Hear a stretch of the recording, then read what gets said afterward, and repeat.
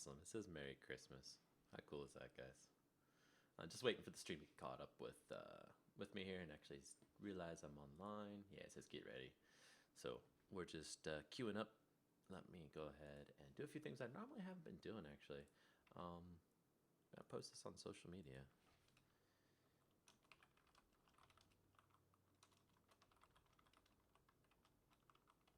Going live with the dev stream starting now. Since YouTube's saying I got about a minute left on my timer here.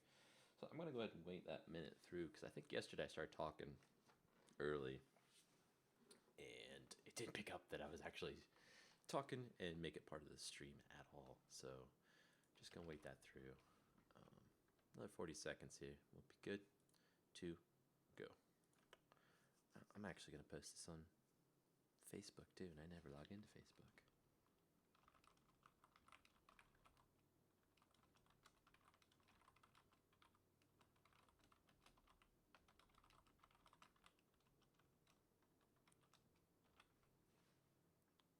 Publish it, please. 13 seconds. Woo. It says 0 people are watching because nobody can right now, I don't think. And let's do this. I want to move this stream health up there. And the streaming checklist down there because I've done it enough times I think I know. Hello everybody, this is Techstack here. Hopefully my microphone's actually picking me up because somehow settings got changed and things and stuff. So let's check the sounds out. I probably should have been doing that before we started. Ooh, she sounded pretty quiet. Hello everybody, this is Techstack here. Hopefully my microphone's actually picking me up because somehow settings got changed and things. Yep, let me bring this really close to me now, I guess. Doing that before we started. I guess, guys, let me know if you can't hear me. So yesterday after the stream in the insomnia and sleepy days, more sleepiness happened and more things happened in the mod while you guys were away. So what did we do?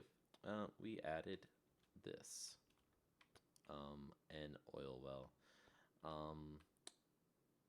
I kind of got to the point where I was thinking to myself, let's not really abandon the, I can't think of the pump jack. I couldn't think of the name of it.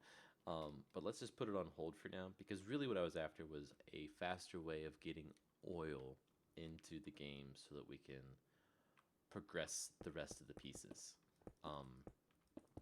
And in talking to some people that actually work in the industry, they said usually the pump jacks, the nodding donkeys, I guess is another name for them, are not needed immediately.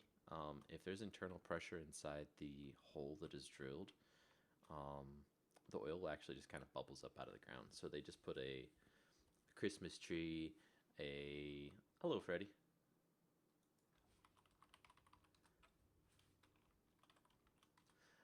A Christmas tree or a wellhead on top of the hole they drilled, and they can just siphon off the oil that way. And then later the pump jacks actually come in and suck additional oil out that could not be extracted with just the initial pressure. So I think what I'm going to do for now is have this as a method of making it so you can extract oil initially. And Freddie, can you hear me okay? Thank you, Freddie. That's very kind of you.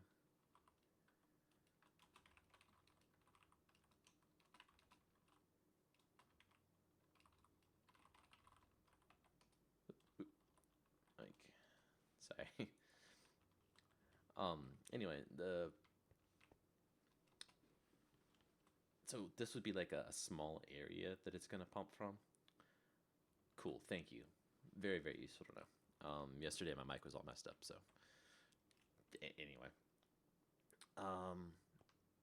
Like the area that the pump jack will extract from, assuming I can get it all working, and eventually I'm sure I can. It's just yesterday, like I said, I was pretty tired. I wasn't thinking right, couldn't sort out how do I actually do this right. It would extract from a bigger area. What's the mod going to be called? It's going to be called Techstack's Heavy Machinery mod. It's actually already on the Curse Forge mod download place, but it's an alpha, so you're not going to see it in the launcher that they have. You're going to have to go to their website and download it that way. Their alpha that's out there is from spring. Probably this week I'll be releasing an update to it. Maybe today, maybe tomorrow. It just depends what kind of happens with the family and Christmas and all that. I'd really love to have this whole oil setup in the thing before I release it. Even when I release it this coming week, it's not going to be a complete product. There's so many ideas that we have for this thing, and there's new textures that we want to get added to it. I mean, some of these things you can kind of see what they are. You can tell what they do. They're not the best models. They're not the best textures, so those will get added just in time. So in order to complete this out for today, what I want to do is I want to grab my Eclipse window here, and I'm going to go down to the tile entity for this well, which I called wellhead, and start editing what it does, because right now it basically does the same thing as the distiller, which is totally wrong, because I just copied it to get the block in place. And in fact, we also need to get the render working for the item in hand, so I need to sort that piece out. I can't remember what I did different about the other ones, so I'll do that. So Freddie, I think I've seen your name on here before. I don't know if you've watched before or not. I can't remember. But if you have, what is it you like about the streams? Do you like me just showing off the mod what I'm doing? Do you like me actually doing the code and changing things live on the stream? Let me know what it is you like, because I'm trying to sort out what people like to see more of on the stream. You know, I could easily just code off screen completely and then just show off what I've done and make it a very short stream. But if people like the longer streams where I'm interactive and actually writing the code and stuff, hey, that's easy to do too. So let's go down here to the init. I think it's going to be in the proxy probably. Client proxy.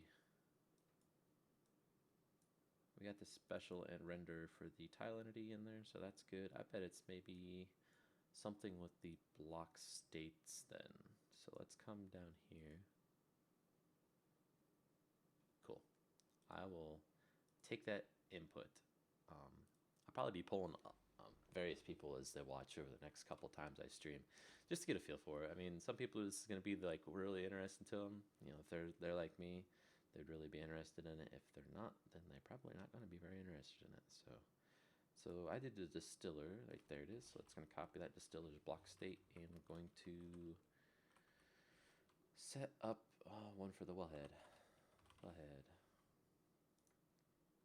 So machine wellhead. And it's going to be machine wellhead again.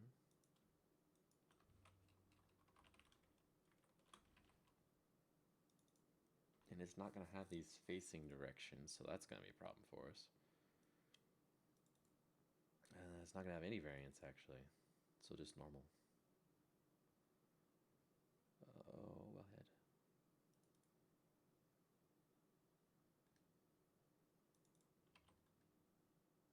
I don't know if I have been here before. Old channel from 3 months ago or so. You know what? I actually woke up to a message from Microsoft saying that someone from China had tried to log into my Microsoft account, which I barely use the thing, but I still spent half hour going around changing passwords online and things like that. So yes, it is Java, so I'm not using Visual Studio. This is a program called Eclipse. So, did I really just do that in the wrong one? Yes, I did. That's funny. So let's go back up here, make this a normal, a tab. Get rid of all of these. Get rid of that extra comma that would have got me if I had not seen it. Eclave.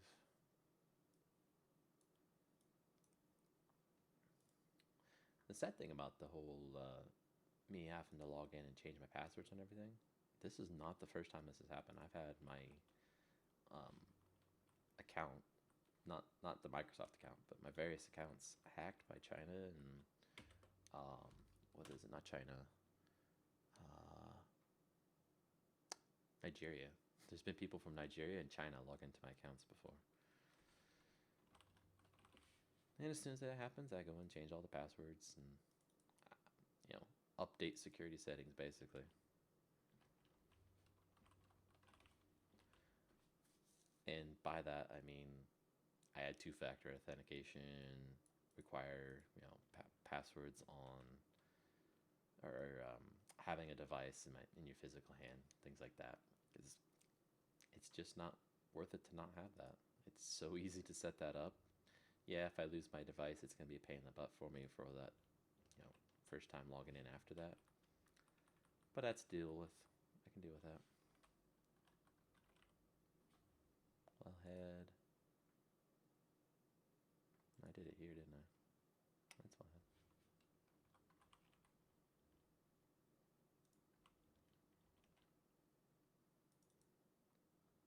One down here.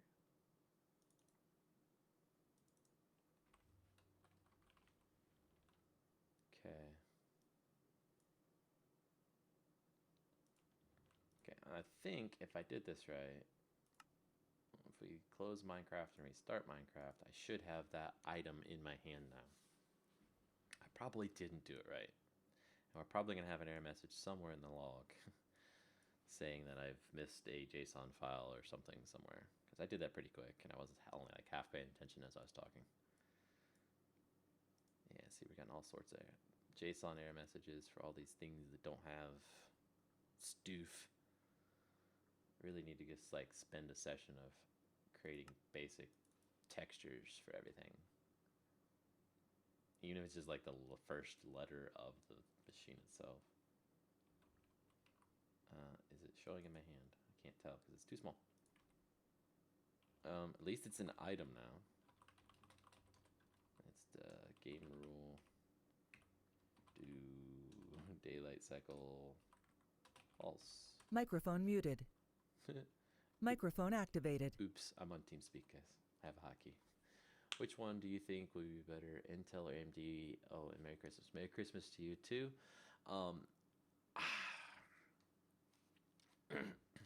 I'm old.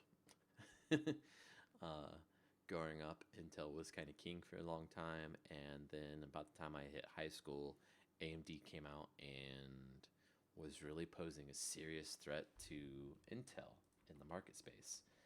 They had some pretty fast CPUs.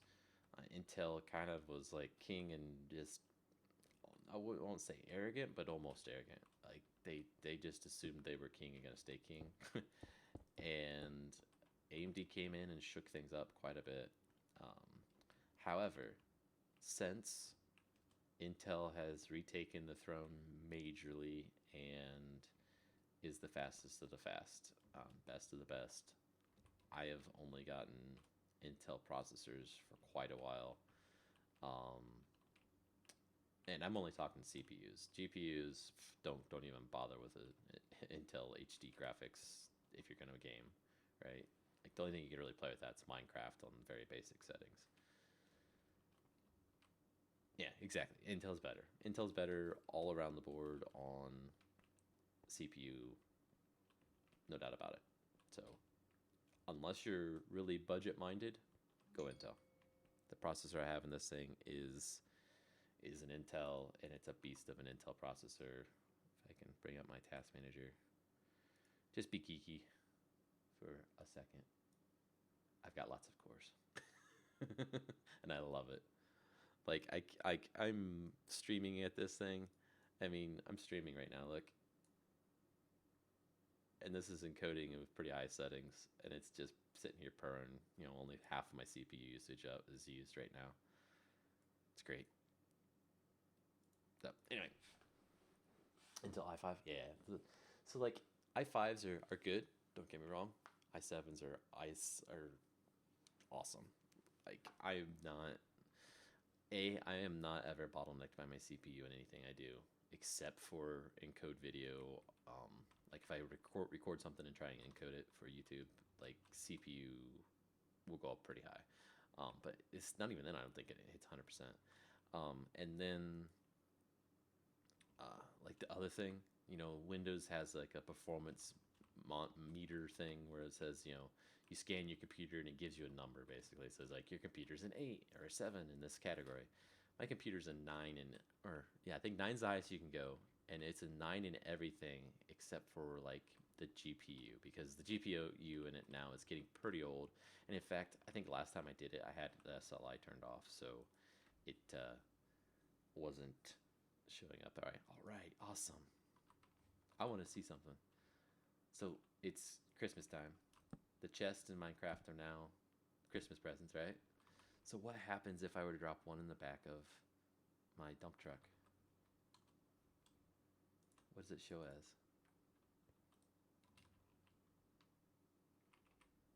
Oh, it shows as a Christmas present. Awesome. I did it right. That is so cool.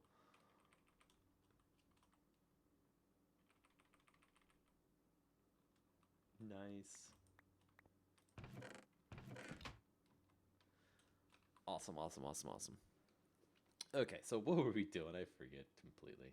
We wanted to show this in the hand. It's still not working right. So let's look down through here. See if we got anything about the oil well listed in the log. I actually don't see anything. So,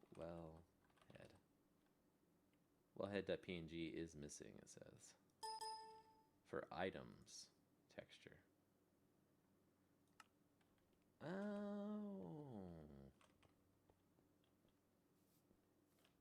That's right. I don't actually render it as that. I have a 2D texture. So we'll need to add the texture in later, so that's cool.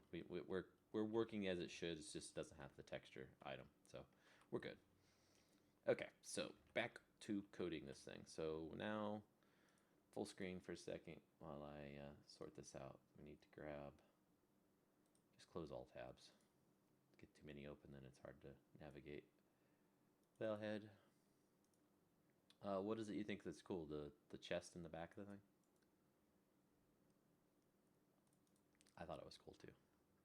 Because I did not expect it to work. I thought it would still show as a chest, but it's very dynamic. So burn time remaining. We don't really need a burn time on this. We need a position of a block as something.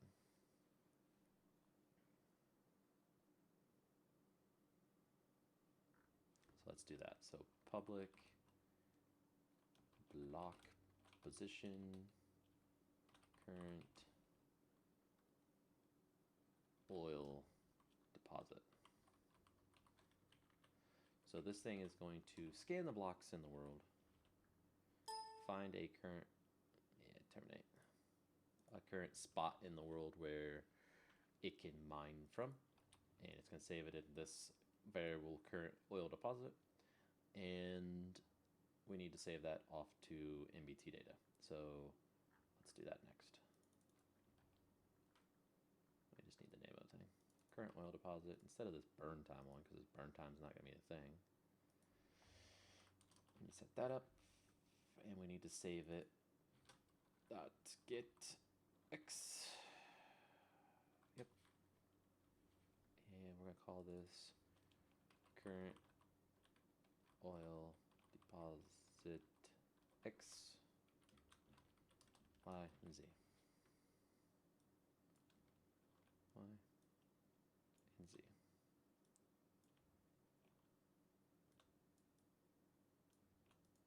There we go. And current oil deposit when we read.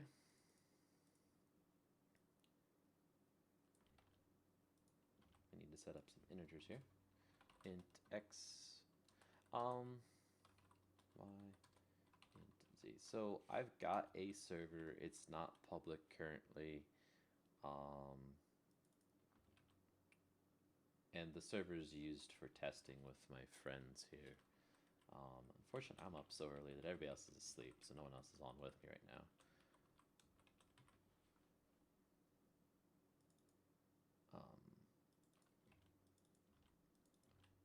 However, we've said maybe sometime we're going to have like a party stream, just for the fun of it.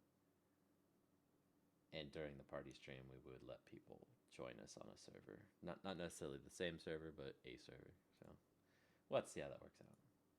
Why is it airing off on get integer? Oh, because it's got an extra parameter. That's why. Because I cut and paste. Because that's how I do. Okay, so current well deposit equals new block position. And we want X, Y, Z. Ta-da! Now what you airing off for? Oh, case. So we've saved our block position. Now if we ever set the block position, it's saved.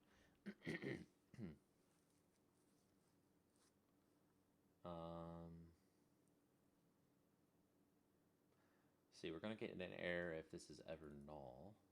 So that's an issue. So we need to set up another one. So if current oil deposit is not equal null, then we can do all this.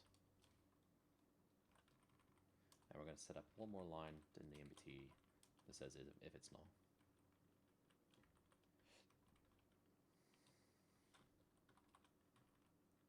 And we're going to set it as string, I guess. And we can do integer if it's a 1. We'll just set it to 1 if it's not null. Well, let's set it to 0 for not null.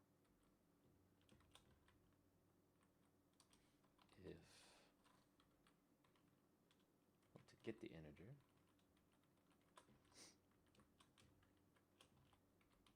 so if that is 0 equals 0, sorry, we'll do all these. Else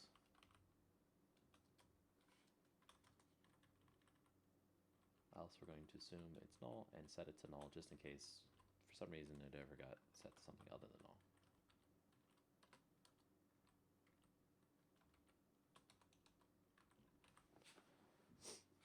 Okay, so we've defined that. If it is null, we need to set this to 1 then, and just not do anything else. So if it's null, we're going to set that value in MBT data to 1, so that we know not to read it back in.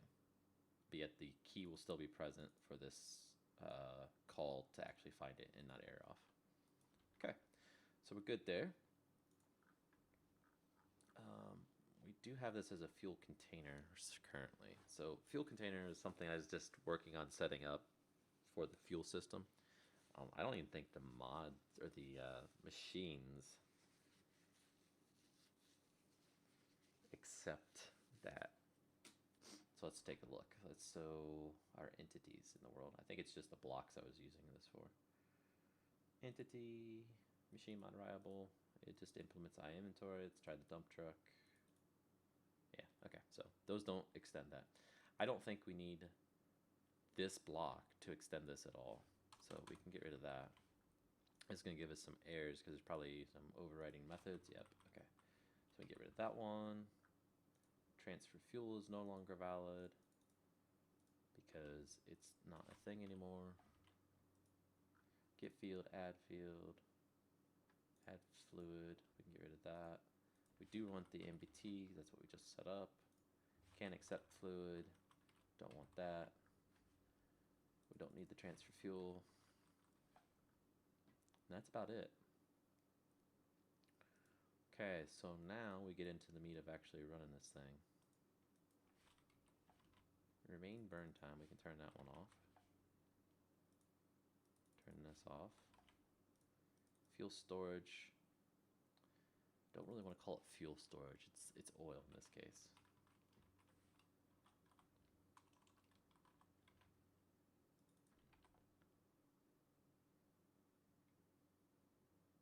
Sorry if I didn't hear, but are you making a public server for your mod, or are you planning? I have a server. It is not public. It will probably remain whitelisted like it is today. However, at some point we talked about making a temporary server that we could let people in just to join the fun with us, right? For a live stream or something. We can maybe to celebrate releasing a mod or just for the fun of it, basically. Set it up and go at it. Because the reason it's not public right now is every time I do a commit to GitHub, so I save my code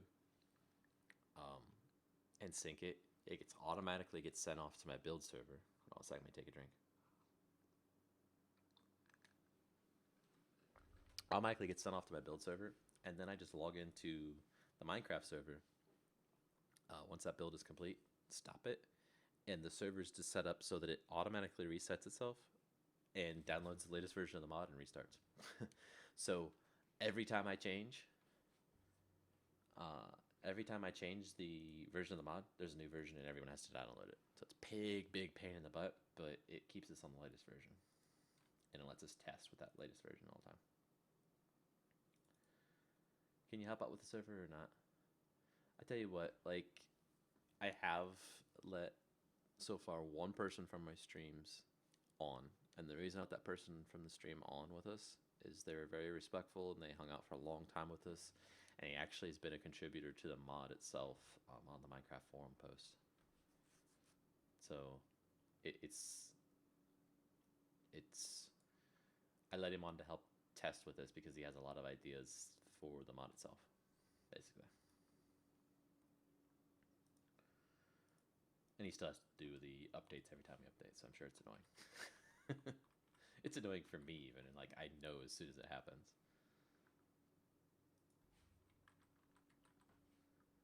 Okay, so we've got this down to the bare bones now. We don't want even max fuel storage. We want max oil storage. Max oil storage. So we're gonna make it so that this thing can hold up to 1,000 units of oil initially. You need the slide slots. Good grief.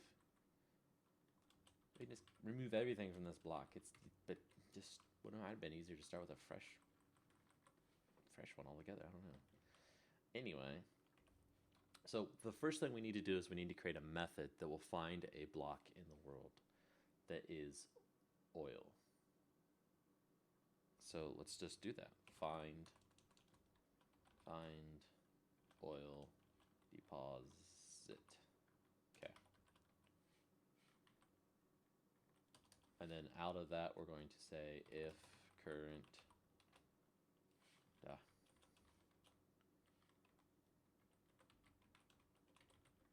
oil deposit does not equal null, double pump poop oil. There we go. That's the basics of the class. So we need to set up these two methods now. Public that this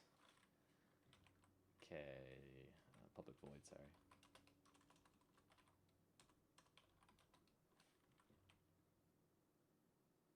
So the first thing we need to do is find if we already have one. We already have an oil deposit. So if there is and it's still got oil in it, we don't care if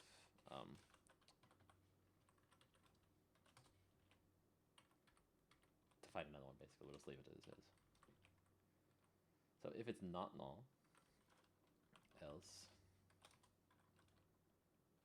sorry, if it is null, do that one first because that's going to be our current state. Thank you, Freddie.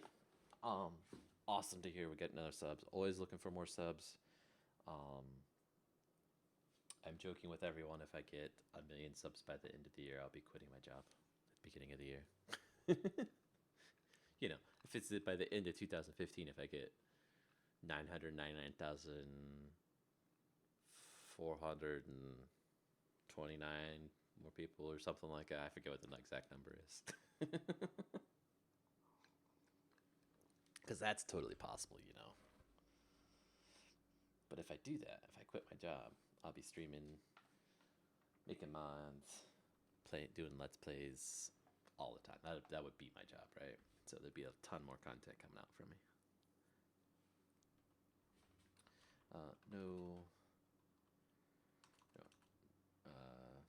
Has deposit, do nothing for now. Later we must check if it has been fully depleted. So if it's null, we need to start scanning. Now let's go take a second and look at the world gen that I created to help us narrow down where we need to search, right? So the world gen I created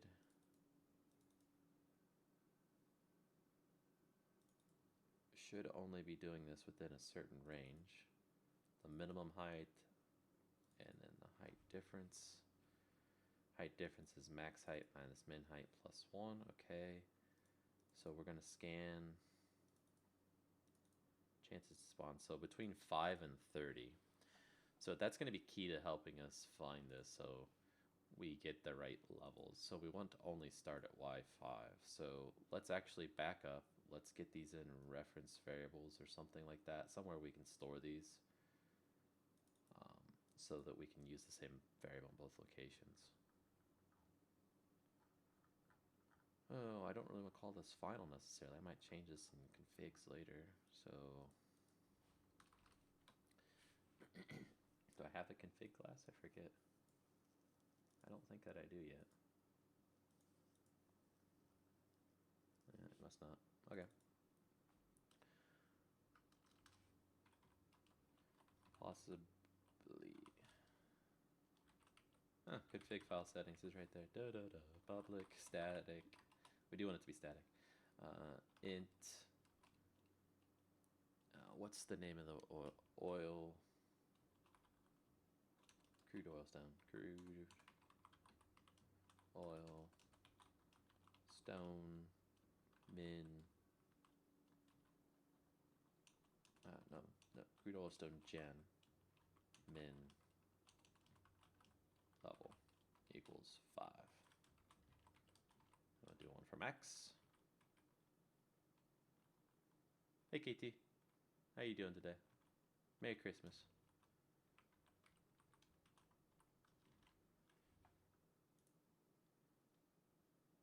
Can't spell static right apparently. Min level. Reference dot, not max, we want min. There we go. And reference dot demax. So we set those up as variables, and what that does is over here we can say the same thing, and if we ever change it, we go one place, change it, impacts both codes. Whoa, reference dot like that with a capital R. Okay, so we need to set up that. Hi, Panda Crew. Merry Christmas.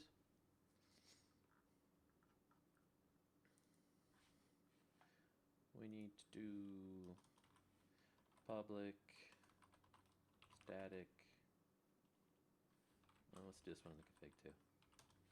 Public, static, int.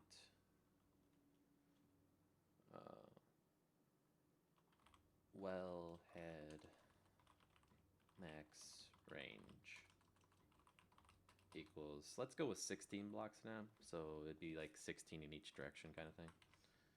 And let's do that with 15, I guess. So it covers the current block plus 15.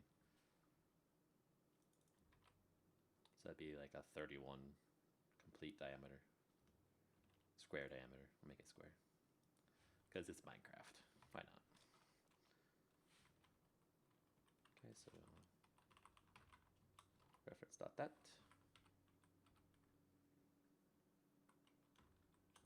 So what time is it where everyone's at? Like, it's 6 o'clock in the morning for me. I'm asking because I'm just curious where everybody's at in the world. Like, I've been streaming mostly at night, my time zone on the channel. However, occasionally I won't be able to sleep and I'll stream during the day.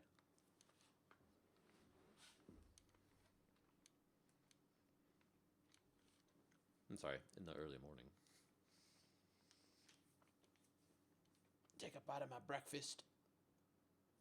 Oh, and stretch. Okay.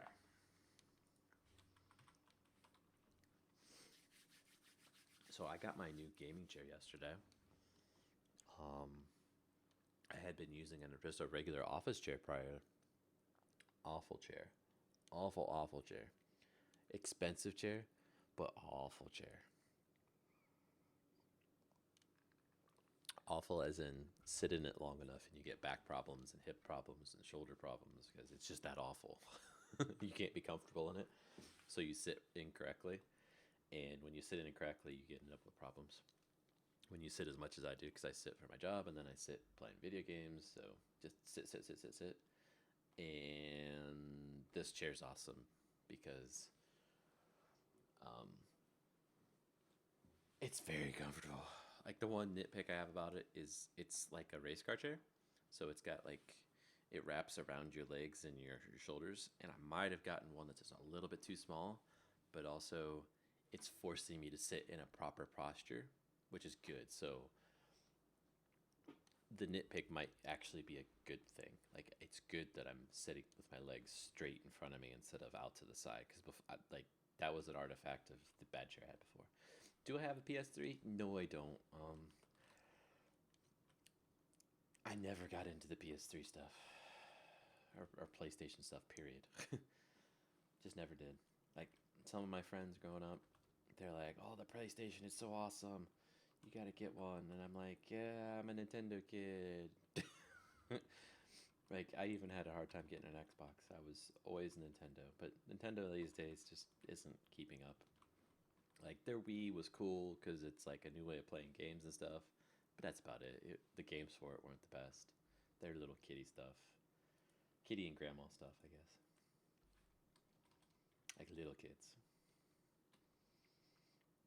Okay, so we need to actually start this up. So for I equals reference dot crude oil stone. What? CRUDE. Oil stone min level. Int I. So we're going to start that out at that level. And we're going to say I is less than or equal to reference dot crude oil max level. There we go. And we're going to I plus plus. So that'd be like our Y value. That's actually what I should call it, huh? That would make more sense. Because we're just going to scan around in an area around this thing. Okay, so that's our Y. For int x equals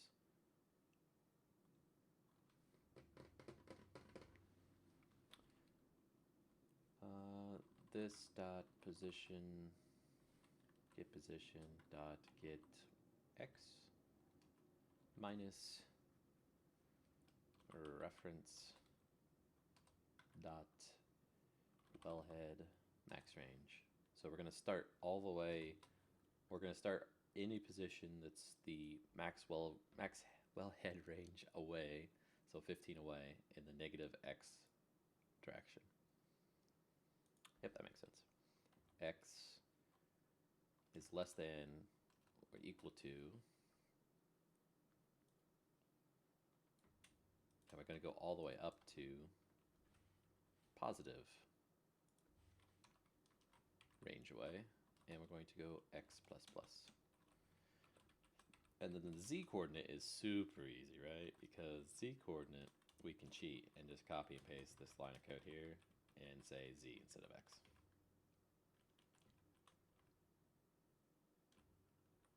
Z is less than, yep, and z plus plus. Ta-da! We need an extra one of these. Why are you airing off on something? Get Z. Okay, so we've got our numbers. We need to scan different blocks in the world. So if, oh, this dot world object dot get block state block position, so we can define what the block position is.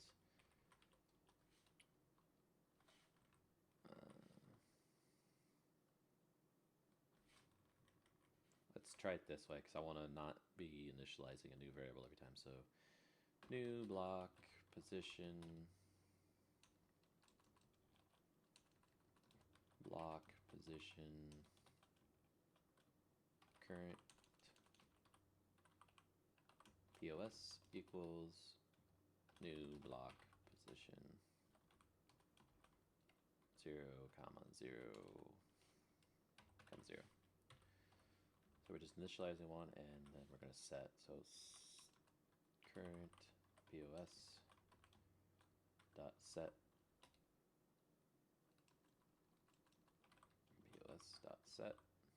So everyone that's watching right this moment, has anyone not seen Star Wars, the new Star Wars?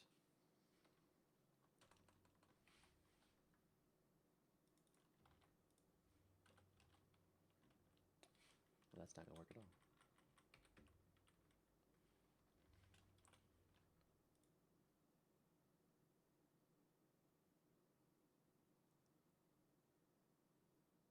Hi, Freddy.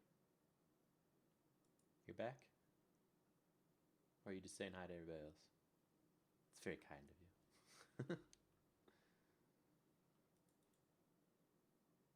Why are we airing off here? The method is undefined. So what's your method? Oh, they're doubles? No, that's not even it. Yeah, block position's valid. Why do you mean you're airing off? Oh. So current position dot set. Yeah, we can't set that. Weird. Okay, so I was wrong. So we'll do this. Dink, dink, dink, dink, dink. And we'll just do X, Y, Z. X, Y, and Z. Ta-da. So we're going to set that current position up, and then we're going to just use that current position for this. We're going to say that in parentheses because it needs to be dot get block equals mod blocks dot machine oil crude oil stone. Machine crude oil stone. If it's crude oil stone, then we're going to set our current position. Current oil deposit equals to that. And we're just going to return. Ta-da! Equals. That's just a position. Yeah, block position. Cool.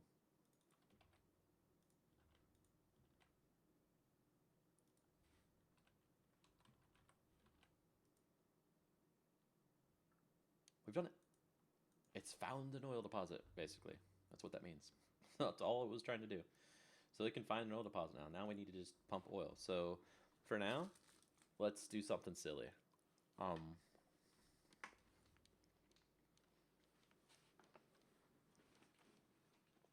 Let's make this thing so that if it has a current oil deposit, it pumps the oil out. And when it pumps the oil out, it just changes the block to something else. Let's set it to like an emerald block so that we can find it in the world real easy, right? Or maybe we should set it to air? No. Something to be very visible to us when we're underground. Let's set it to like glowstone. That'd be cool. So for now, public void that with this and doing this. And we're just going to say world object dot set block state the block position is going to be current oil deposit.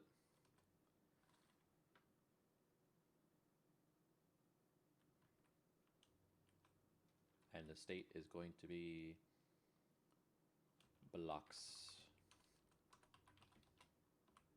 dot glowstone dot get default state. Ta-da! We've just set it to glowstone. Now, in the find oil deposit, if it is not null, we need to verify that it's still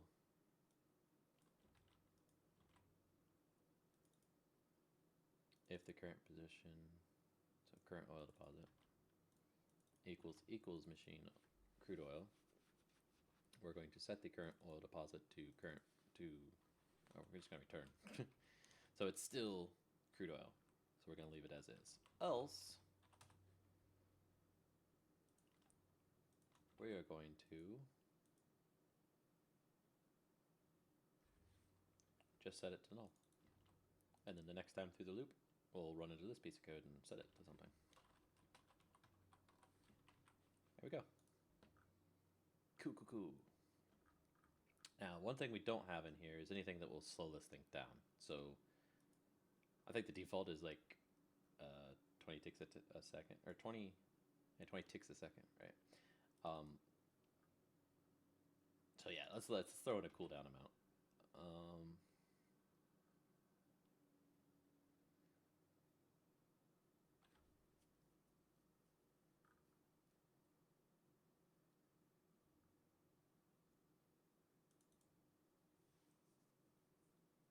Time till cooldown, so we're just increasing it. Cooldown amount. If cooldown amount is greater than 0.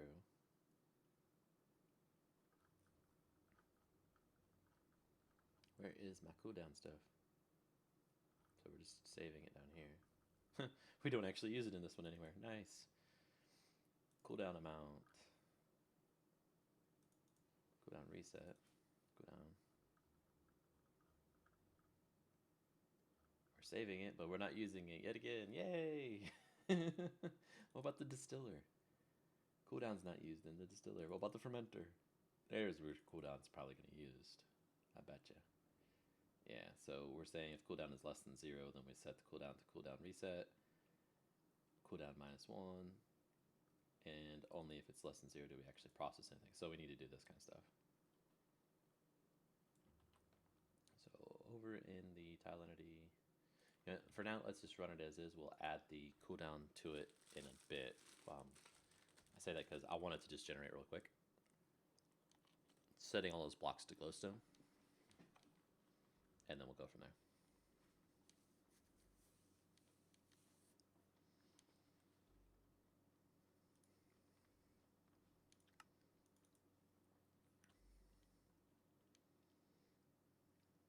Okay.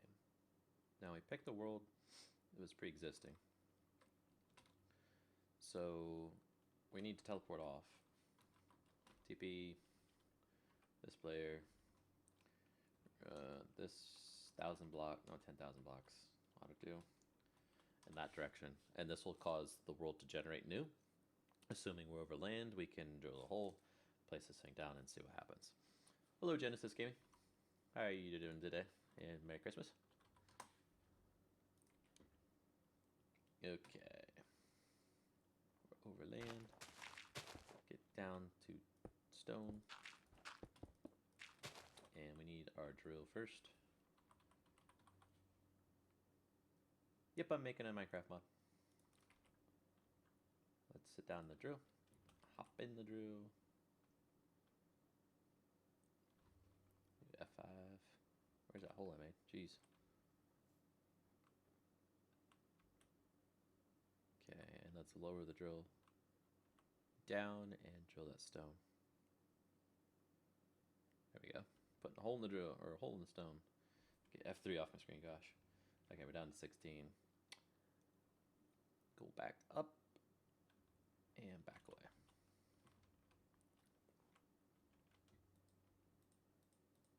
Come on, pick up. I was setting a bunch more down.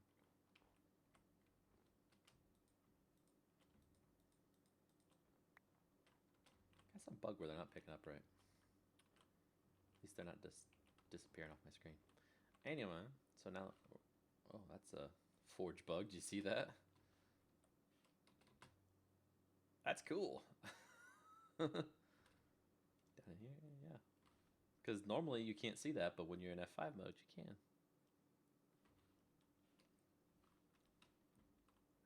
Oh, anyway, let's put down our drill. Why can't I place you down? Go ahead. Oh, that's because you're not on stone. That's a bug. Let's get you down to stone. If there's stone here, there we go.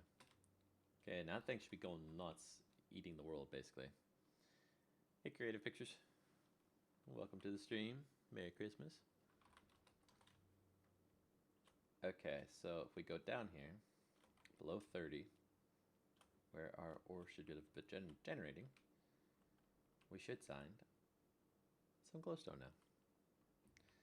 So the pump has already pumped these blocks and turned them into glowstone. How cool is that? Let's give myself some night vision. Game mode 1, please.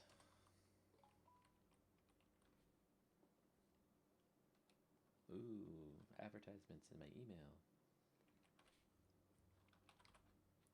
I got excited and thought somebody had subscribed to me. I was wrong. Go back to game mode 3. Okay, now we clip through the walls again, but we can see. I don't see any other glowstone in the area. Really cool, we found it right away. Let's go back up to the surface here. Where's our... Here it is. So it's going to only be within 16 blocks of this. There's some glowstone there. That's the same glowstone. Here's some glowstone.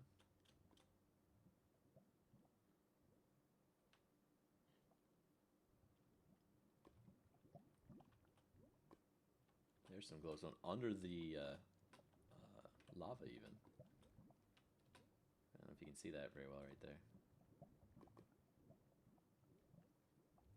So I'm curious then how much, there's some more, how much we actually got. So let's do this.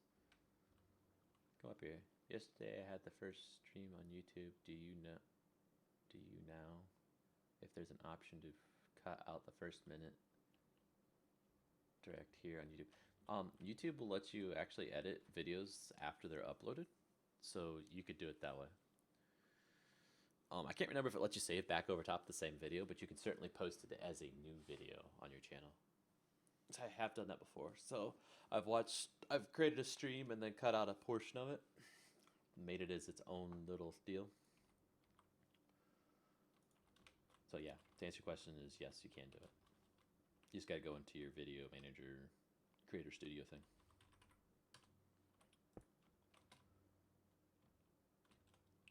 Okay. I want to test something because I think that will disappear when I do this. The drill that's there. It did. Okay. So we've went from a bug where they weren't there and you'd have to relog to get them to show to a bug where sometimes they're still there after you pick them up and you have to relog to get them to disappear. I like this bug a little bit better from an annoying standpoint, but I still don't like it either way. So what I wanted to do here to change to this, I want to make change to this actually, is I want to mark in the log down here every time we pick up. Don't have this option at my video stream video. Yeah, it's kind of hard to find. Like you have to go into your video manager and go to edit and then I don't know. It's a pain to find. Just poke around them for a while. You'll find it eventually. It's like enhance. That's what it's called. It's called enhance. And then once you get into enhance, you can actually change the button somewhere. I forget what button it is. But it will let you actually trim parts out. It's not just color correction and stuff like that in there. Loghelper.info.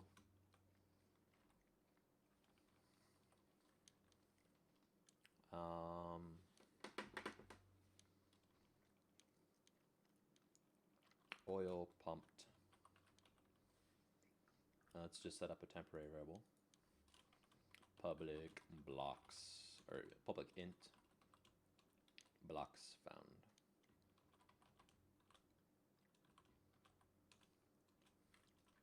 Wow, can't type. We're going to set that to 0 initially when the block is set up. I have to terminate, sure. Blocks found. Blocks found equals blocks found plus 1.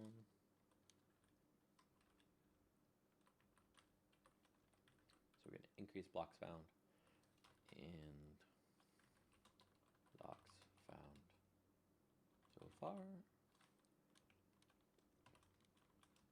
equals blocks found. There we go. So now if we restart again, I'm going to stand up for a bit here and turn. Actually, I'm going to take my headset off, go over there, turn a light on in my room, and stand up for a bit.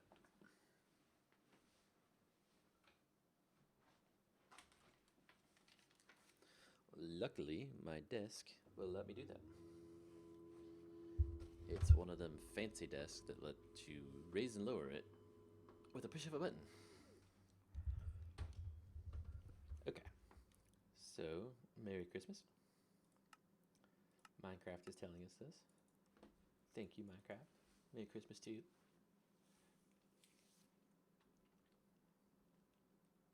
Okay. So we pumped one there, so we need to go a little ways away. Let's go about here. Okay. And we need to get our drill rig back.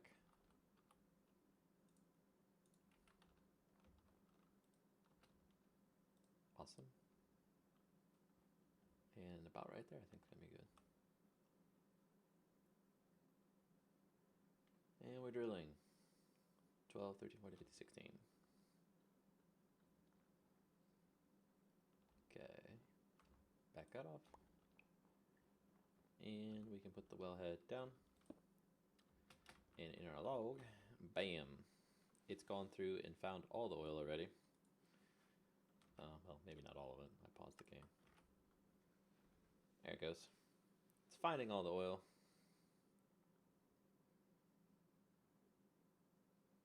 Wow. You know what? I just realized. Yeah, if it's not null. Dang, that's a lot of oil.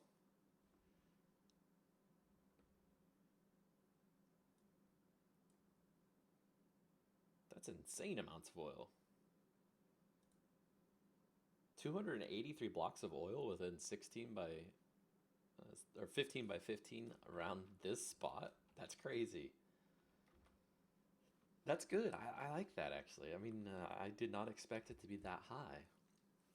So if I were to give like 1,000 barrels of units of oil, let's say, per each one of those, that's 283 oil. 283,000 oil.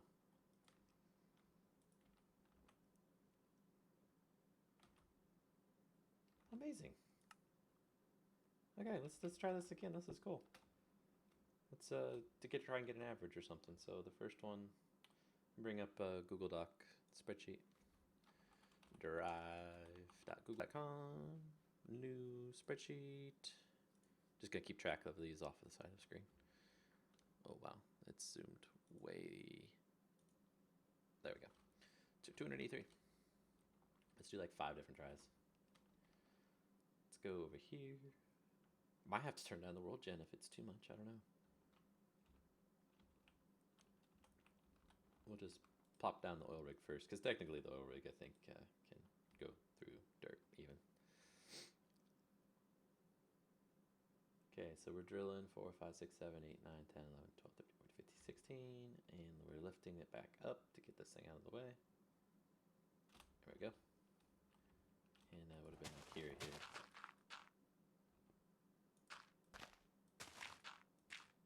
Or there. And we're going to put down the drill rig. And Eclipse is finding all the oil deposits.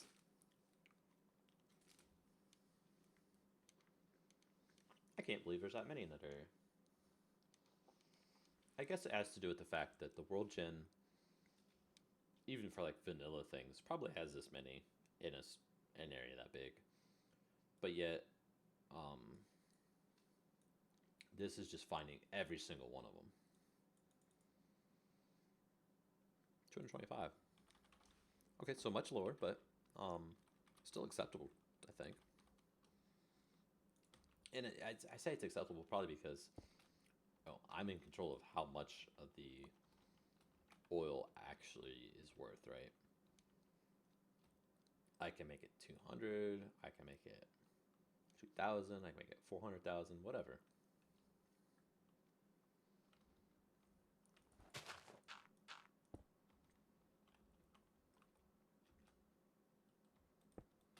Let's do this one. There. I don't have to get in a hole.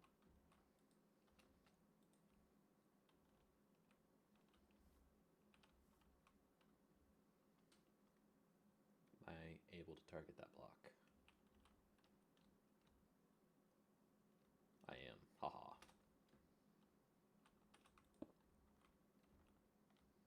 And away go. Oh. Let's keep these both on the screen. Oops.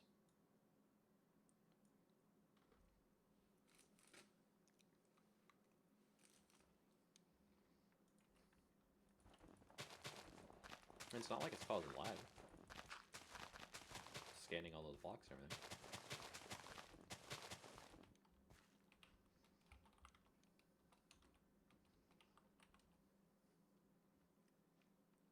$279 that time. Let's do 2 more. Get the average of those. It's not biome specific, so where we put it isn't really important. As long as it's more than 16 blocks away from the other ones.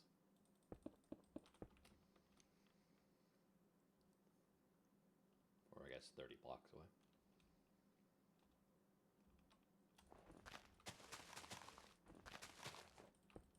Give ourselves a nice big target hit with the drill. There we go. And plop down the drill. Jump in the drill. And bingo bango, go.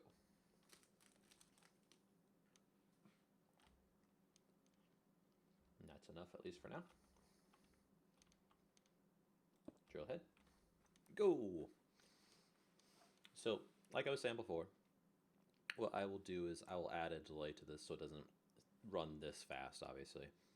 Also, I'm going to make the drill head itself have a limited amount of storage in it, right? And each time it pumps, it's going to pump a little bit and fill that storage up.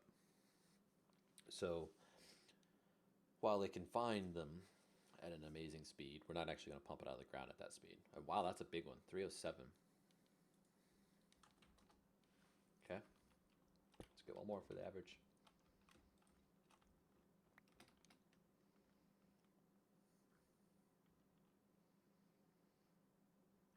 And I know 5 of these is not really a very good average, but hey, it works for me.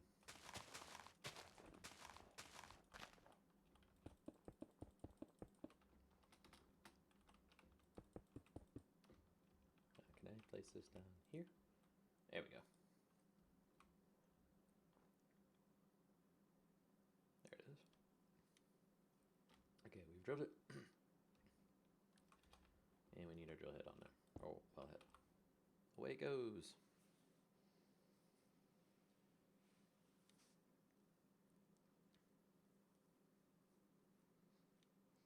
Giving us all the luscious oil from the world.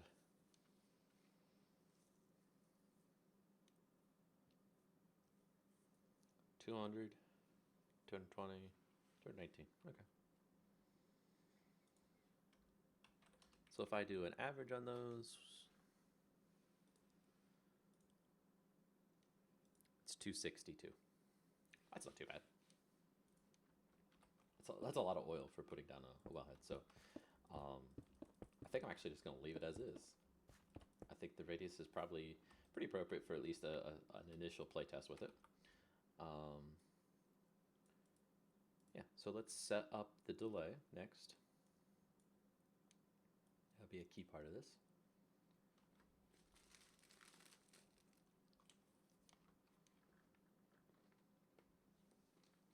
worries, Freddy. I'll be here for a little while longer at least.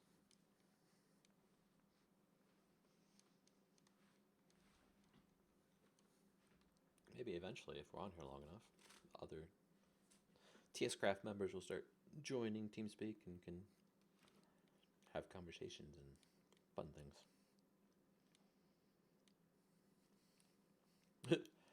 That email I got earlier, the advertisement, it says, "It's Christmas Eve. Give yourself a Christmas present." I already did that. I got myself a new chair because my fatty self broke the old one.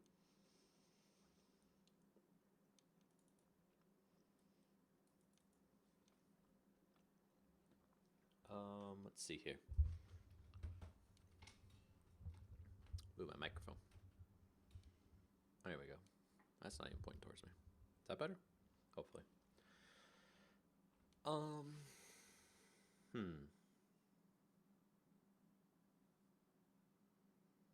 We need to add in that timer delay, right?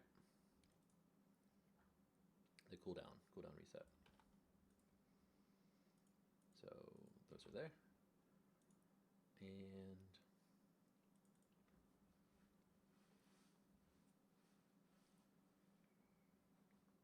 we just need to do it like that. And our update procedure right here. And we just need to add another right bracket, right curly bracket. Yes, terminate please. So now it's going to cool down. We also need to save our cooldown amount in ABT, which is easy as cut and paste, because we've already done it before. So we're going to save it right after fuel storage, or read it right after fuel storage.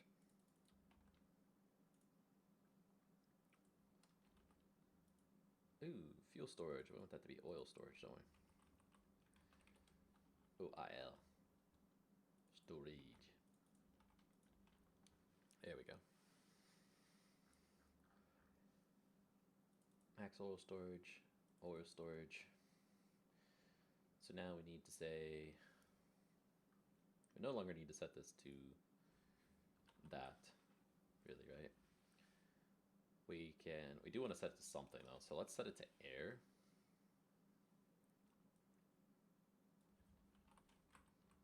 So we're just going to eliminate the block from the world, and we're going to increase our cool reset to something really high, I think, and we're going to give ourselves 1,000 units of oil per pump for this moment.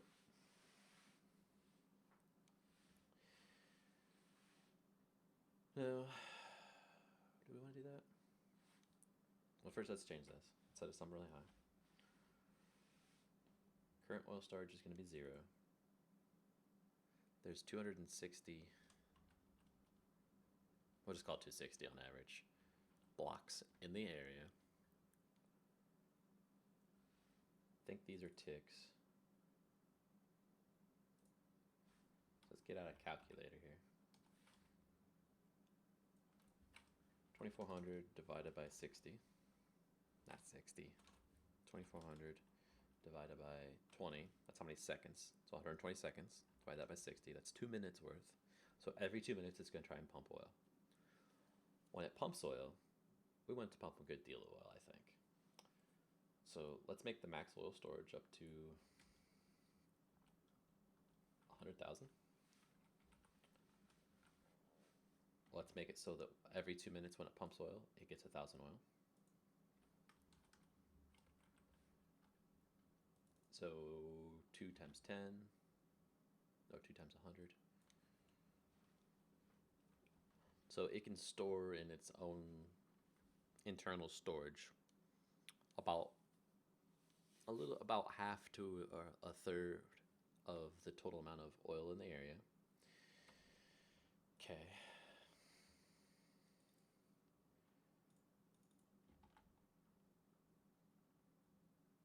And if it's full, it's just going to eat some of the oil, I think. So oil storage equal oil storage plus 1,000.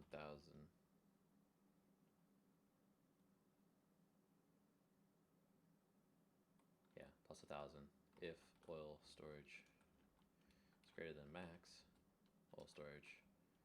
We're gonna set it to max oil storage. So it's just gonna pump and then not actually be able to store it all. So oil storage equals max oil storage. There we go. So we're gonna get 1,000 barrels of oil in its own internal storage, basically, or 1,000 buckets, or whatever you want to call it, right? Blocks found. Yeah, we can still keep all this in here for now. The logging, just while we're debugging. Okay, so we're actually accumulating oil in this, and then the next thing we need this unit to do, not on the cooldown timer, but just if anything's nearby, we need to not pump it from the ground, but pump it to that entity. So we need to be looking for a specific entity. That entity is going to be an oil tanker. The oil tanker is going to pump oil or move oil around in the world, right? So we're going to have these drill wells placed strategically throughout the world. We're going to pump oil into the wellhead itself. The wellhead then pumps the oil into the tanker. The tanker then takes it off to the oil storage and processing facility that we're going to set up. Okay, so we need a new entity next. We need to also add that method. So public, no, not public. We're just going to call it. It's transfer oil. Just like that. And we're going to call this public void transfer oil. Find, I'll make a comment here. Find nearby oil tanker trucks and pump oil to them. Ta-da. Colors to it. Now, let's add the oil tanker truck. Now, if I want to be smart about this, and I would prefer it to be, what I really should be doing is taking the flatbed truck. Where's flatbed truck? Yeah, let's put this in the world. It's taking the semi basically from the flatbed truck, making it its own entity.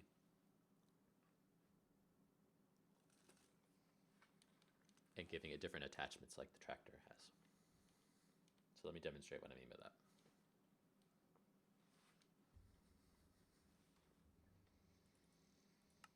And I wish my idea man was here.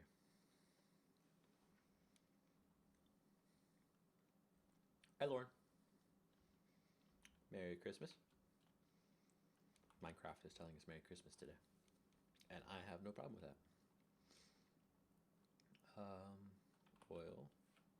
No, tractor.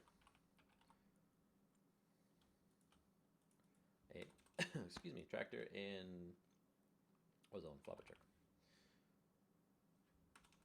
Wide bed truck. So currently the wide bed truck is one use. You can do this with it. Oh, okay, that was not a valid one. Okay, you can pick up items and drive them around the world, or pick up other entities and drive them around the world. You can also, unload them, load them back up, things like that, just by driving around, okay? If I were to take this and separate the truck part from the bed, much like I have with the tractor here, and its ability to have attachments. So plow, for example. Right now, if we look out the back, there's nothing in it. If I hit my inventory key, put that on there, look, we've got an attachment on the back, and we can change that out for different ones. I think that's a pretty good idea. Actually, what's this tractor do when we're in snow? Oops. Restart. Oh, okay, here it is now. Cool. Just another thing I needed to test.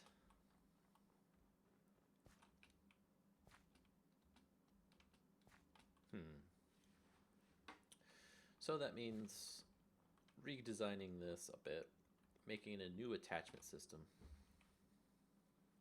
And I'm okay with that. So, because there's going to be an oil tanker. Let's call it a, we can call it an oil tanker, but a fluid tanker. Haha. Fire's going to love me if I do this. But I've called it a fluid tanker. Then there could be an item. No. A fluid trailer. It's a trailer system. That's what we need to do. Not attachments. They're not attachments, they're trailers. So they're truck trailers. Okay, so we'll have a water or a fluid tanker, which that was stupid.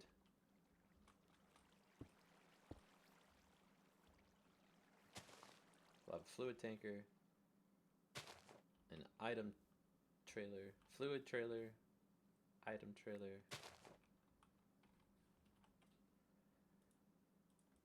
and a mob trailer at a minimum.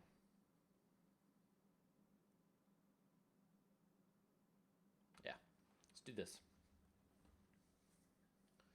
So entity, wide bed truck.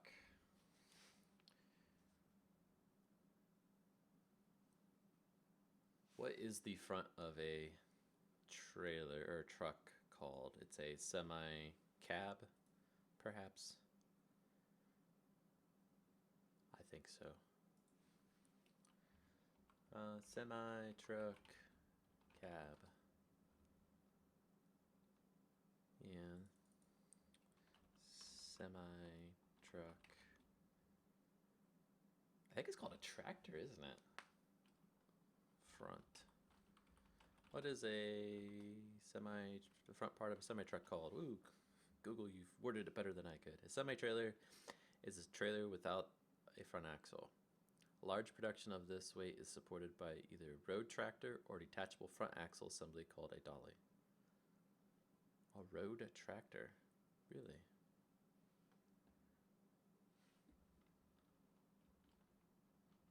Road tractor.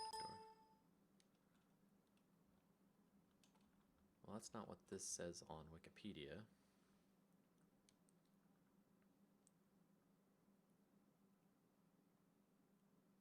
The tractors are powered trucks, typically having 2 or 3 axles.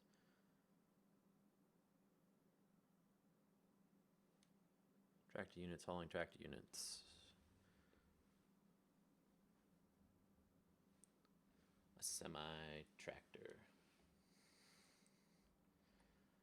I'm going to rename this in the code to be more appropriate.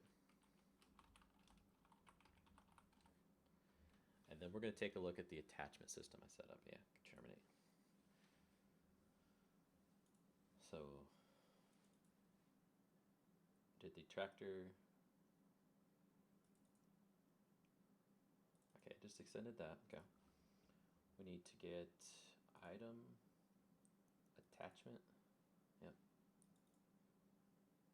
Tractor attachment specifically. Extends that. Okay, so we need to...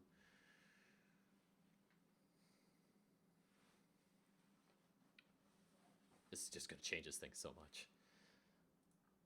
Entity tractor. No, not entity semi-tractor.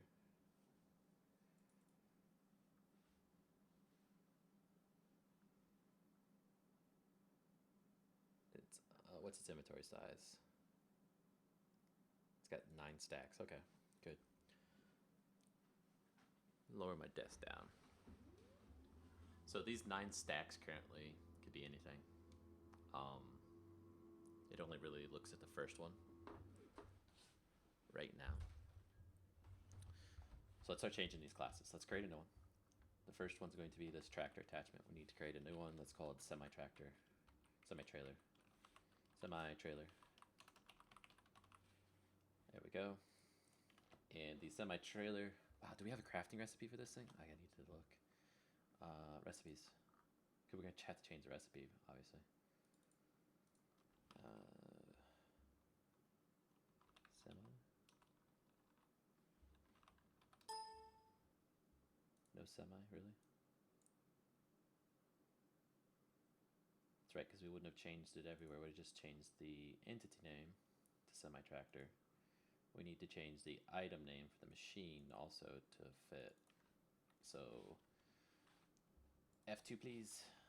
Semi-tractor.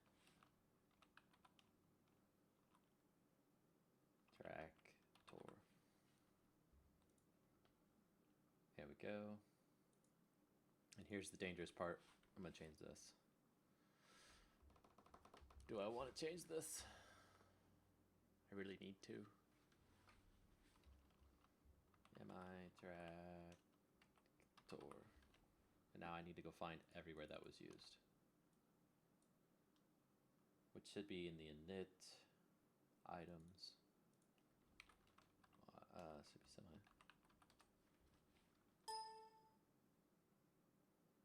semi-tractor, semi-tractor. There we go.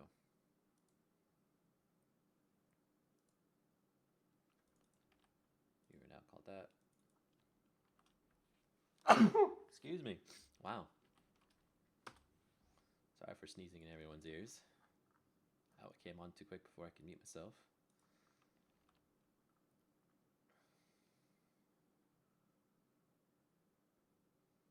Okay, we got an error somewhere.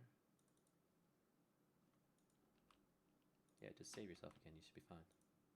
There we go. Now you're happies. We still got an error somewhere in our code. The init recipes. Okay. Probably because it was open. Ta-da! No more errors. Good. So we've renamed this thing semi-tractor. And we need to go down here because these are not referenced anywhere else. So anything that says Y-bed trucks needs to be corrected. Say semi-tractor.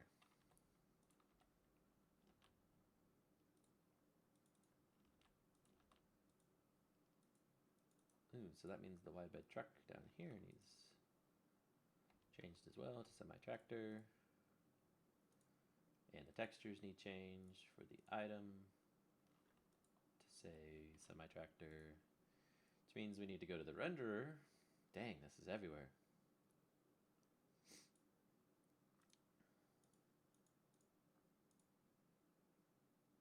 Renderer, machines, Y-bed truck, and it needs to say semi-tractor. This time, mixed case. And inside here, we need to change it to say something different, which for that part we'll do.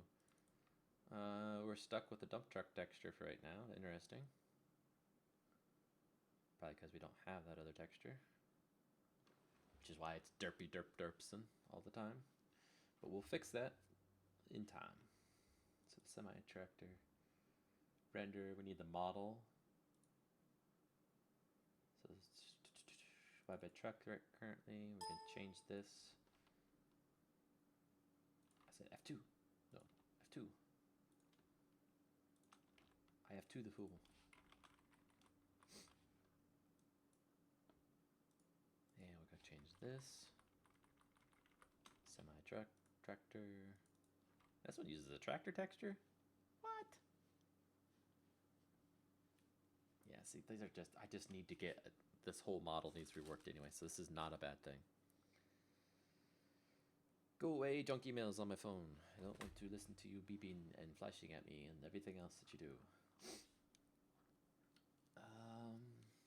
Let me mute my mic for a minute so I can take care of this runny nose without bothering you. Microphone muted.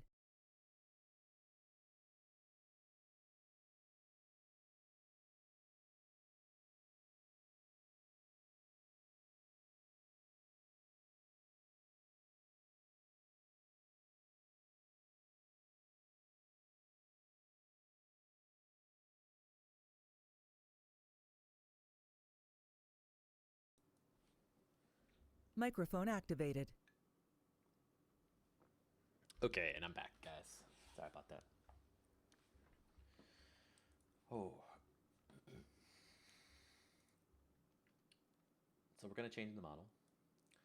We also need to add this new class, which I think we started doing.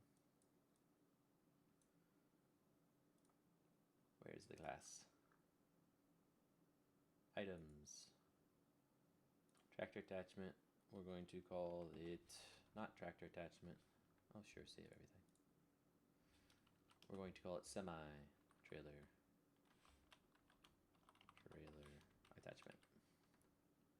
I already did that. Didn't name it right, but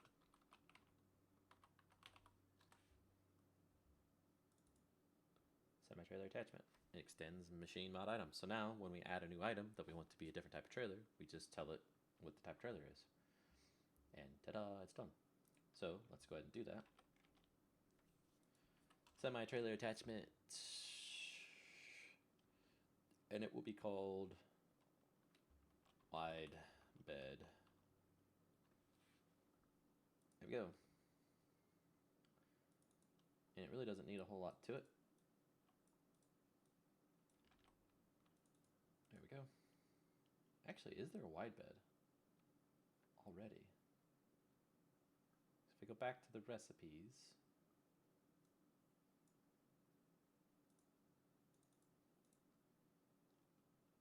there's a semi-tractor.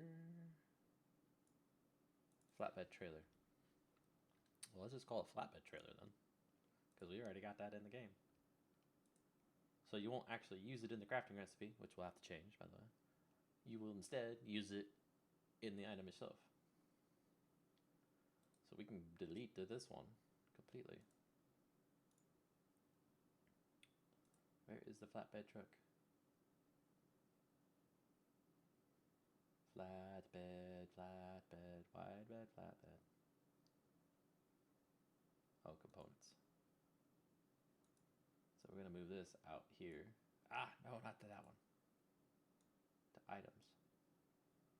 Yes, update references everywhere. And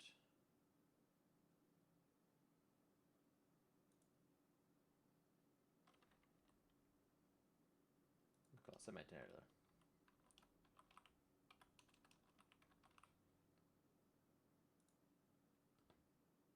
Semi-trailer. Cool. Let me get rid of the word trailer at the end of it because it's already got trailer in it.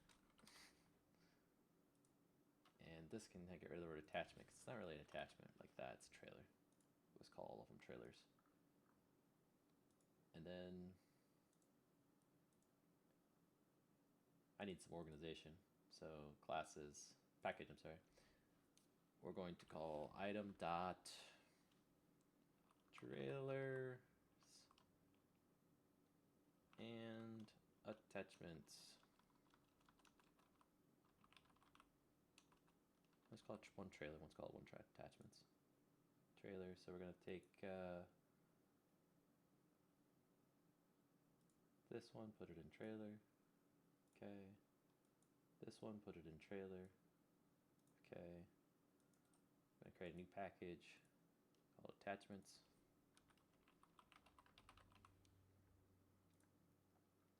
I'm gonna take this, put it up there. Yes. Yes. There we go. So our trailers have their own thing. Our attachments have their own thing.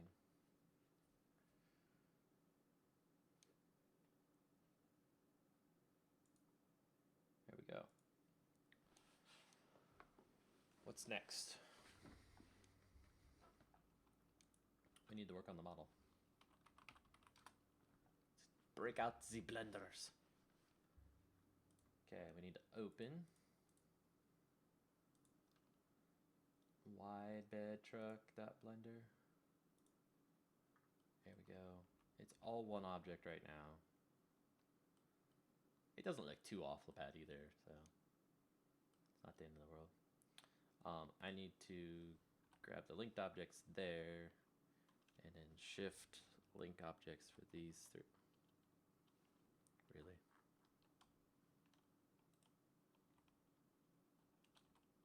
Oh, there we go. Those linked objects there. There's no axles on those, they just hang there in space because you can't see it apparently. And there's a way to split an object into new, or blender, move, object, or selection to new object. Thank you, Google. Splitting pieces of mesh into a new object. Blender. Press P, selection, to separate.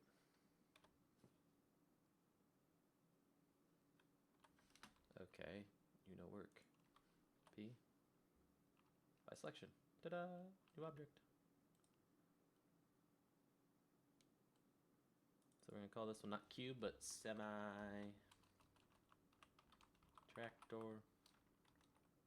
Semi-tractor. And this one, flatbed truck. Flatbed trailer.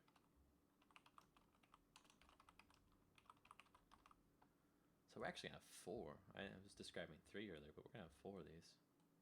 4 different objects. Cool, cool, cool. This also means that if I want to get really fancy, I might be able to make this rotate then. Not that I really want to be fancy, but it's a possibility maybe. Slightly. Highly unlikely. No promises. Move to layer there. Okay.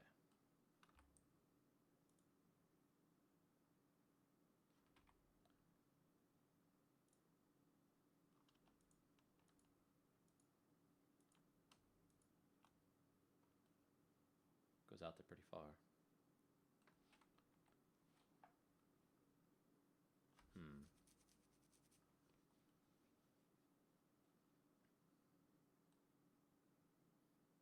It should go out there pretty far though. So let's add a new object, and this object's going to be, let's start with a cylinder, and we're going to rotate it. Let's first get into this view. Rotate it 90 degrees. We're going to stretch this sucker way out. In fact, let's bring this up as a reference. So it needs to be starting like there maybe.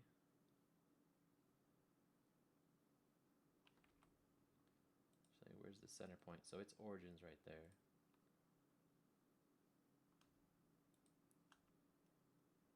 I'm smart about this. These 2 origins will be in the same spot.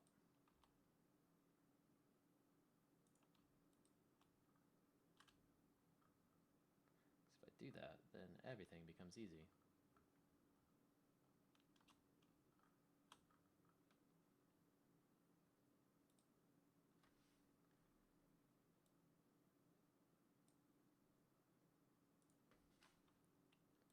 Actually, tool that in key.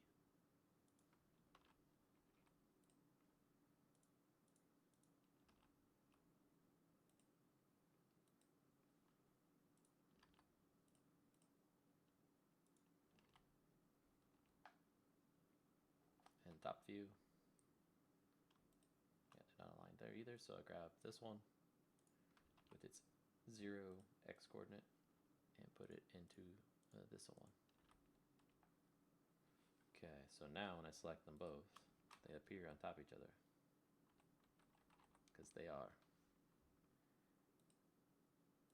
And those numbers do not change whatsoever. Awesome. So now I can take this one, go into edit mode, and grab its geometry, not the object, but just its geometry, back to where it needs to start and up. So that means if I draw these both in the same spot, which was the idea, that everything will work out. So I want to squish this vertically, like a so. Pull it down, kind of like so. That's about, no, about there. I'm gonna scale it up vertically again. Now we got a nice little oval shape like they usually are. That's kind of what I was going for. And then box select, grab, extrude, and scale out like this and down, trying to maintain that top about the same.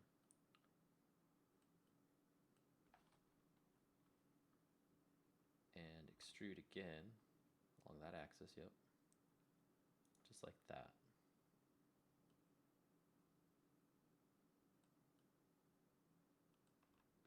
How does that do for getting us a nice looking ugly trailer? Let me pull up a Google image search for what we're going after. So Google tanker truck. Boop boop. Just kind of want to see how does this part usually hook up. It almost looks like they're not even pivoted. Oh, so it doesn't go down at all. The back trailer is just taller, the part where the wheels are. And they have a thing on the top. So let's undo. Whoa, whoa, whoa, whoa. We're still at 0, okay. Control Y. No. Control Y. You don't redo? Really? Really, Blender? Oh well. Not hard to do. Scale Y.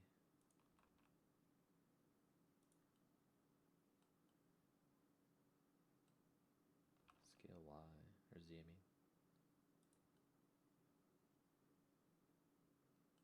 Yeah, let's do it like that.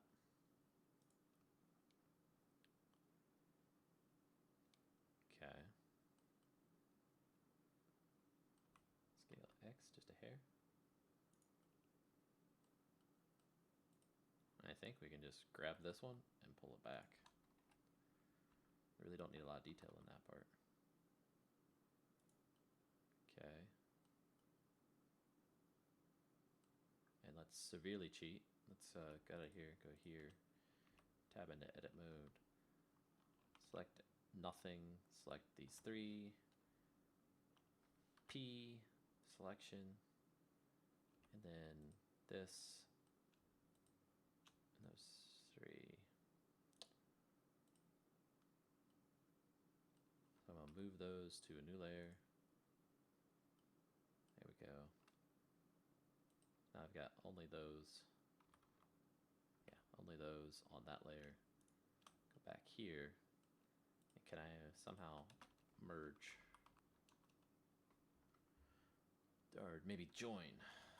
Join as shapes. Control J. Now they're one object. Yes, awesome.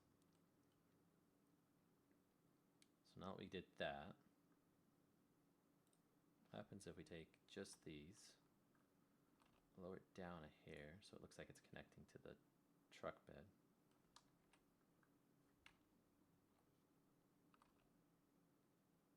Like that.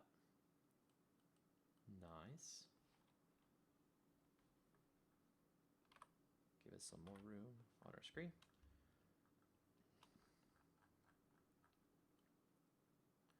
We do want some axles on these, I think, though. Or something. We went on a new mesh. Add cube. Grab that down. Pull that back. Scale it vertically. So it's like that big.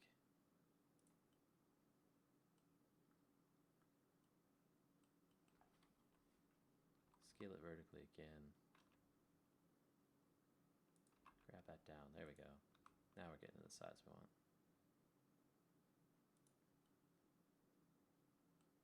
This is just like an attachment point for the back of the thing, right? Let's do back view. Awesome. There we go. Let's scale that X in.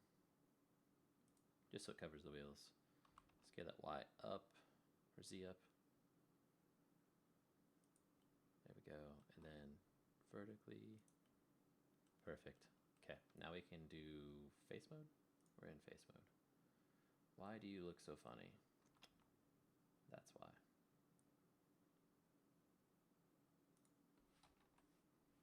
Back mode.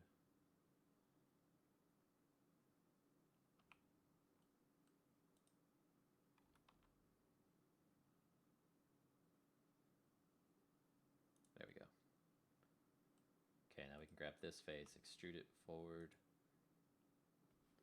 rotate it along that axis 45 degrees, go to this view, grab it forward so it's outside of its own geometry. Still looks screwed up some way, somehow.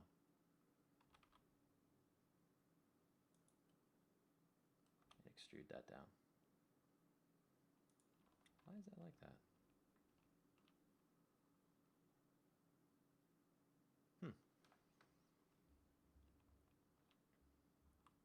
Just try rotating that 45 degrees along the x-axis like that. Really? Okay, so what if I grab the edges only?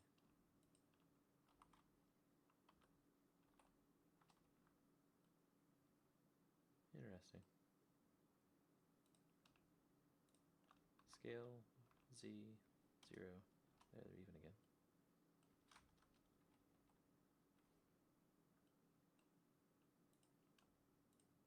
Scale, Z, 0. There we go. Very unusual. I didn't expect that. So I can rotate this down like that now.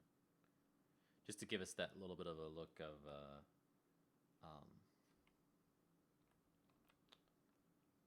like not a hubcap, but a thing that has words that I know what it means.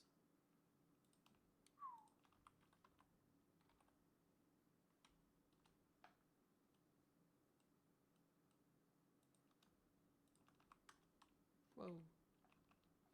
Scale Z0. There we go. Wheel well. That's the word I'm looking for. As I just continue on without explaining what I'm doing whatsoever.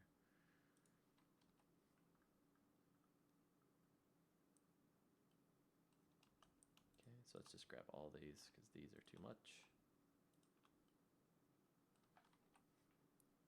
Grab Y like that.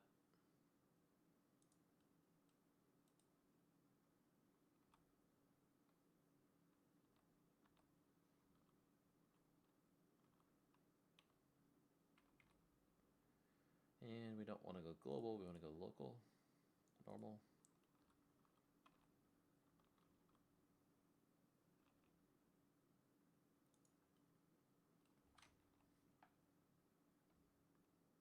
Yeah, that'll do. For some reason this bothers me because this is looking bigger.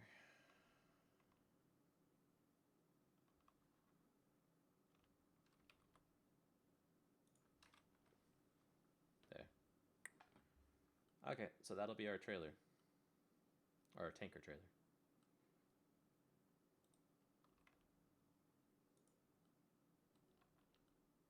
Yeah, let's just leave it like that before I mess this up anymore. And then let's take top view here. Unselect everything. And let's take these top 3 or 4.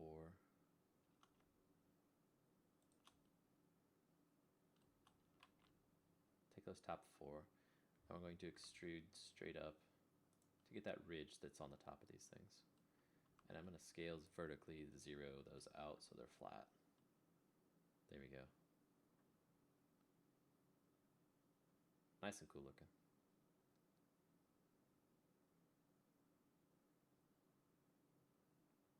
Yeah, okay. So now we can bring up our displays here again. So let's tab out of this, go into object mode, move it to its own thing here, and then we can do control up, get over to that thing, say that this flatbed trailer object, really it's not a 1, so we want this to be what? We want it to be tanker trailer. Tanker.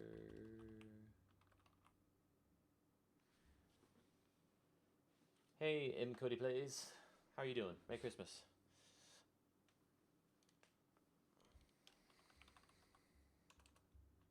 Tanker trailer. We are working on my Minecraft mod that I'm building. Minecraft mod called Techstack's Heavy Machinery. Currently, right this second, we just added a tanker truck trailer or bed to our or semi-truck that we have in the game. And it will be used to haul fluids around. So current state, there's no fluids specifically added to my mod, but I am working on adding in oil so that you can turn oil into various products in the game. There's a lot of machinery already in the mod, and we're working on adding a lot more.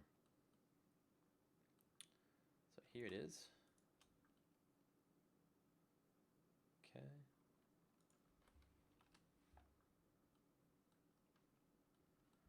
What was the other item? So we wanted like just a regular semi, I think. So let's tap back into here. Let's grab all this. Grab these also, and I think it was P to grab these to a new object. They are a new object now. Right? Right. They are their own object. So if I turn off this, yep. Okay, so I can select just this, move it to its own layer, which is the first one. Go back to the first layer. There we go. So now let's work on just a regular semi-trailer. Probably like the most easiest one of them all, right? So edit mode, add. Our origin is in that same spot. Love that. Add cube. Grab it up, put it, say right there. Grab that back, put it, but that needs to be right on the back edge there. And then this can be pulled forward, like so. And it's way too wide.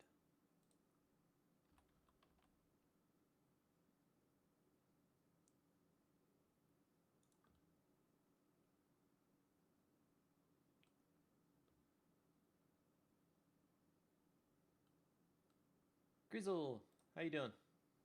Merry Christmas.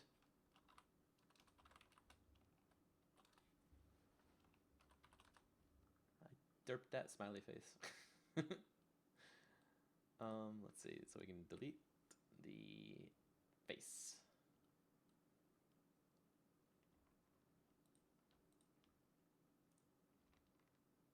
Flame creep guy, good morning. How you doing? Awesome, Creasel. Working on, I don't remember if you remember from the mod Creasel before, we had a flatbed trailer truck that you could pick up other machines with. Now I'm adding different trailers to it, really, kind of like the tractor. So I'm going to have a liquid one.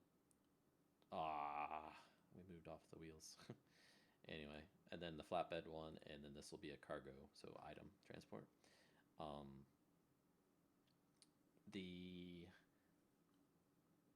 It'll work a lot like the tractor, basically.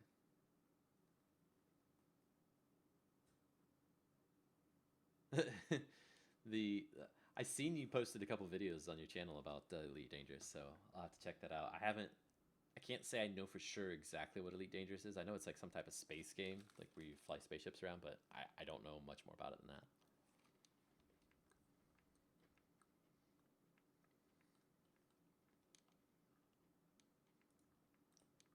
See, that might be a little bit too tall for a semi-trailer. Let's pull it down to like that, maybe.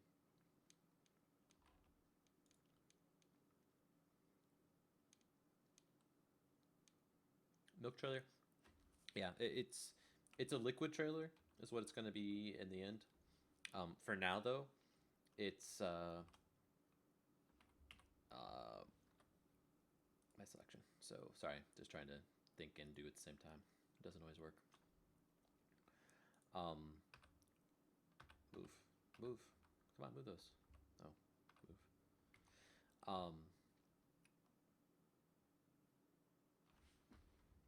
It's for oil. I'm gonna have oil wells that you can get oil from. Those are actually in now. And then the oil, you'll move it off to a processing plant, basically. What does Flamekeeper does? I'm still tired and it's 12:30. Ouch. I've been up since 5 o'clock in the morning doing this. And that's perfectly fine by me. So we got those both selected? Yeah, okay. So Control J, join. One object, awesome.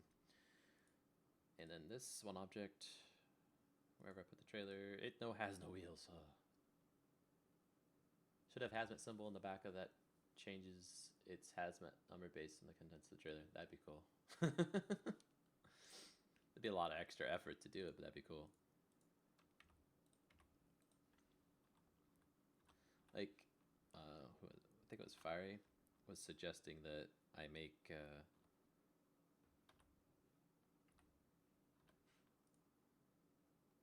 where are they? Move, tab, move to this layer.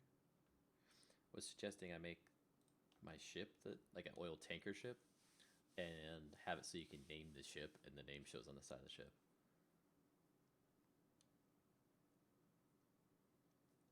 Yeah, and the way that right now the oil works, it's not a Minecraft fluid, so you can't just place it on the ground. It doesn't behave like other fluids. But once I update to the latest version, and hopefully in the latest version they've fixed all the problems with fluids, then I can actually turn it into a real fluid in Minecraft, and then it should work with any other fluid.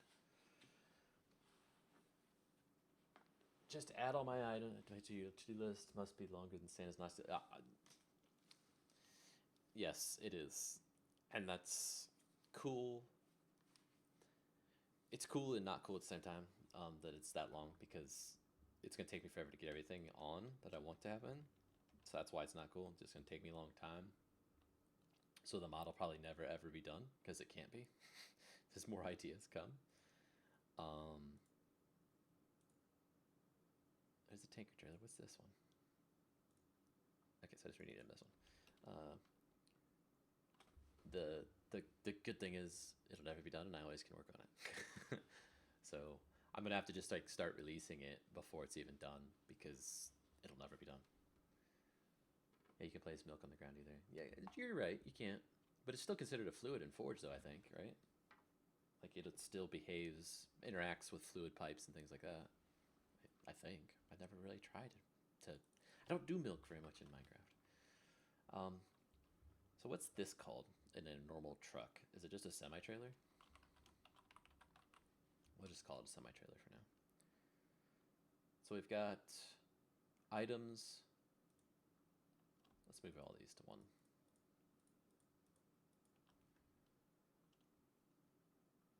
So we've got an item one, we've got a fluid one, we've got a machine one. We need one for mobs. You could probably expose the giant list with some kind of funding thing. And then people can pledge the 2 parts they want to see, and whatever gets the money you can work on. Yes, semi-trailer, cool. Yeah, I'd never given that any thought, to be honest. Funding the mod itself.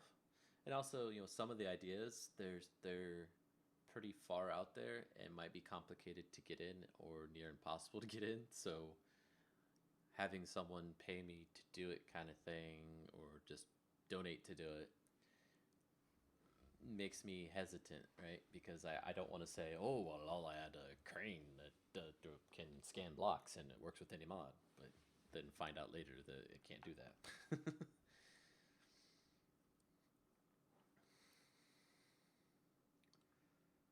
There we go. We've got our new updated model for this. Now we need to probably texture things, or at least color them, I should call it. Let's color things. That's what I'm going to start calling it.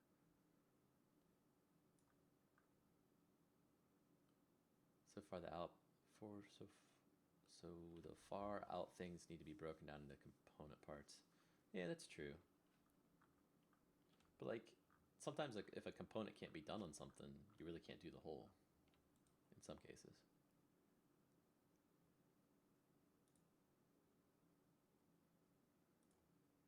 Also, I don't know if my mod's popular enough to warrant people's attention to say, oh, I'll give this guy $5 to do this, or whatever.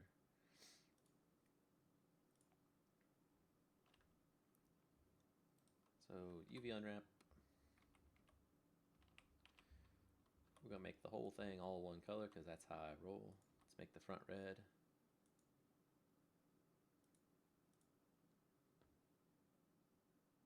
Red project comes to mind. Is that how they did that? Project Red?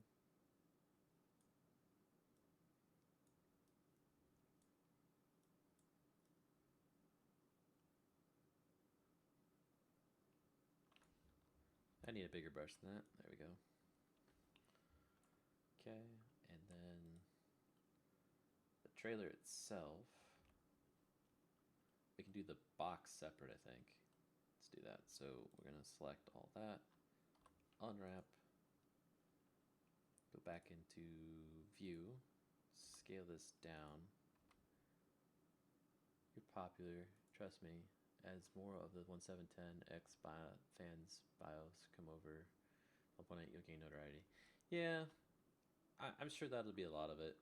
I also need to update to 1.8.8 from 1.8 because other modders are kind of just jumping straight to that. Yeah, that's true. I've watched enough Blender stuff that I do know what I'm doing in Blender. I don't do things right, like the texturing and UV unwrapping. I know how to do them, but I don't do them right. Like, obviously you shouldn't just smash everything together and paint it one color. You should do it right, make it look like you want it to look, but I ain't got time for that or the skill as an artist to make that look right. Unwrap. And we want that to be on the same image. And where did you unwrap to? You didn't unwrap. See, and this is a case where it just won't unwrap, so you gotta do smart project. And I want this to be a dark gray. Actually, way on the 1.8.8, as Lex and team haven't completed the project. Yeah, and that's why I started on 1.8.8 and found out that a lot of the MCP coding or mappings are not complete.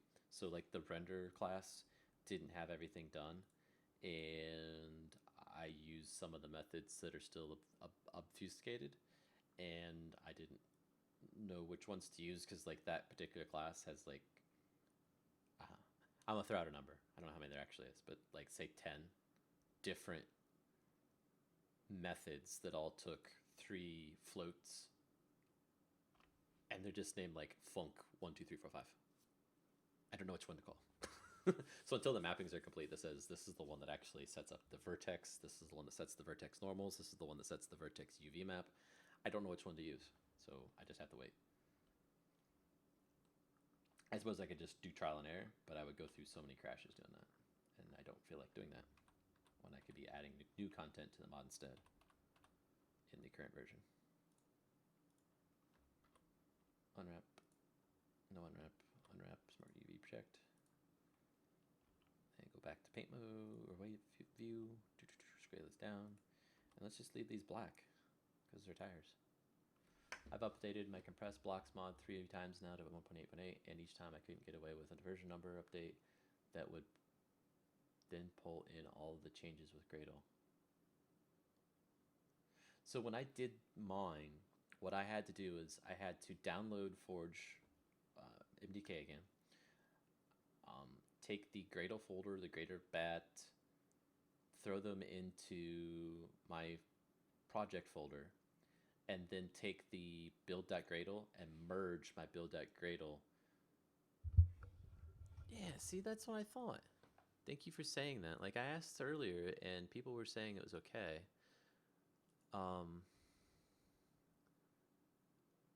Like, yesterday I streamed in the morning and everything was fine. And then yesterday I got on TeamSpeak and my mic just wasn't picking me up. So let me go in here. Record devices. Microphone. Properties. No. This one. Properties. Now you tell me if that's better, what I just did. If you can hear me better now. I talk softly, but like normally my mic just picks me up just fine. So, I don't know. Something happened yesterday is what I'm saying.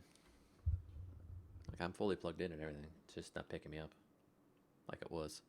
Because like I got on TeamSpeak even and it wouldn't voice activate like it should. Much better? Cool. Thank you, everybody. Like if that ever happens, guys, just let me know. I mean, it's no big deal for me to go in there and change that setting. Okay, so there's that piece we've got mapped out. Let's throw on texture mode. you can see we've got, oh, a white everything but what I wanted white. Interesting. Thought I made that white.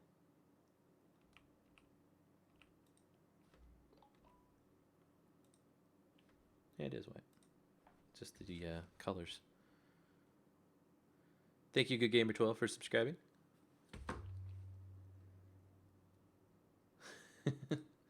Yeah, sometimes it's really hard to tell for me because like I have headphones on and like every day I have them at a different level. So when I listen to the recording of the video itself, it's hard for me to say, yeah, that's the right level it should be. Like it's not like I keep it at a constant level or whatever. Okay, so we've got what left to do? We've got the trailer bed itself, so the flatbed part.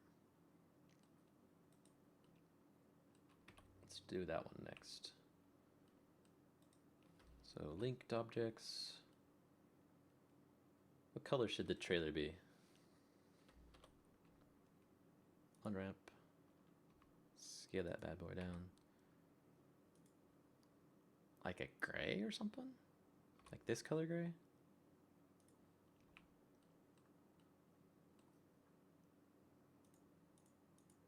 Where is it? There it is. Should it be like that color?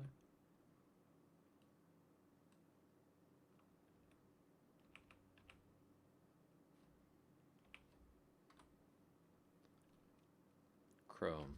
Yeah, but Chrome is hard for me to understand how to do. So like a lighter gray?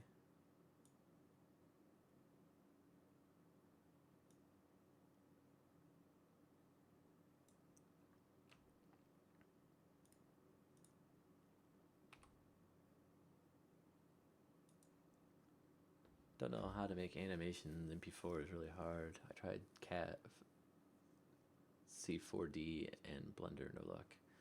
Yeah, well, it is hard.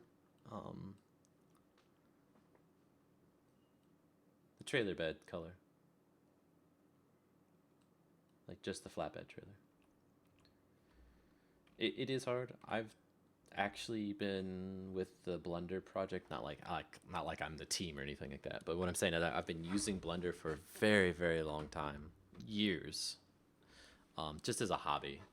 And I've actually contributed to the Blender project by buying their videos, their training demo videos that they have.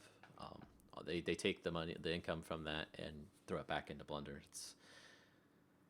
I took it as a good thing to do. I've done that a couple times with it, and that's kind of where I've learned what I have learned about Blender, is from doing that. Like, unwrap these, smart project, unwrap. Scale these down, throw them in the same corner, be done with the wheels. Okay. Wheels are black.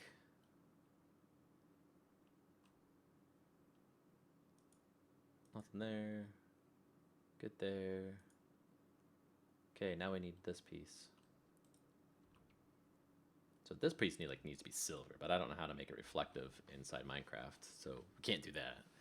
So maybe like a version of white, maybe not this extreme blown out white, but white. Like milk trucks are colored that, or maybe like a silvery grayish color.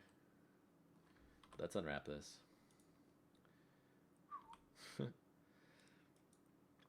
Let's throw it down here, and we'll call this what? Paint.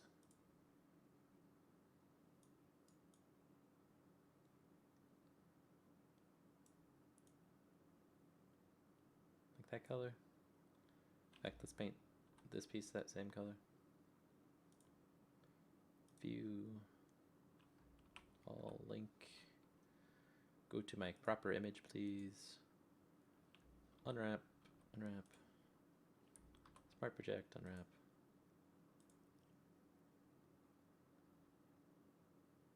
Yellow, gray, brown, or orange. I could do orange, just kind of how I had it before. Just because of the texture derping thing I had going on. Yeah, I didn't think it was all of them at the same time. It's not like it's a rainbow or anything. I knew what you meant. Okay, so there's that. And we're gonna unwrap Right, UV and project, or project, scale it down, throw it over there with the rest of the wheels. Call her done. Okay. There's that. Got that, that, that. I think we got them all. Okay, so we need to add one more trailer. And I think I'm going to cheat and take this object and Shift D to duplicate it. And I just click one of them, I think. Summer trailer 001. I'm going to name this one Animal Trailer. And let's, we talked about this, so let's move this to orangish.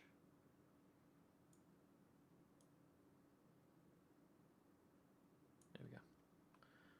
So the animal trailer is going to look just like this one, I think, except for it's not going to have a top, and maybe we'll make some slots on the side or something like that.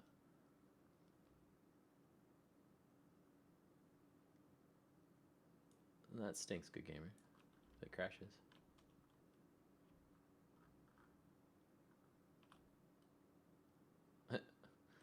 It probably would make me popular, but I can be okay not being popular.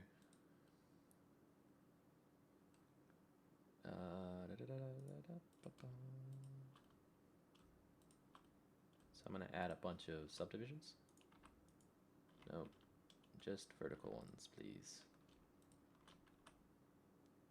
Actually, if I do number of cuts, that's the easy way of doing this. Like that, I think. Trying to think out in my head how I'm going to do this now that I've started this. Is the tornado mod something you've created yourself, or is this somebody else's mod you're just trying to use?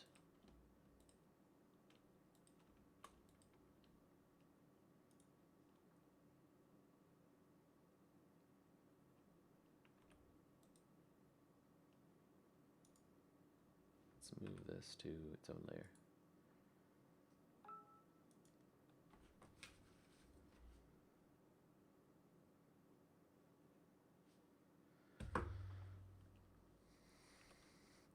Oh gosh, let's take it out of that mode too. I can't stand that.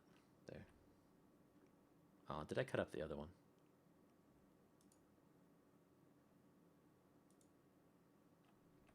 I did.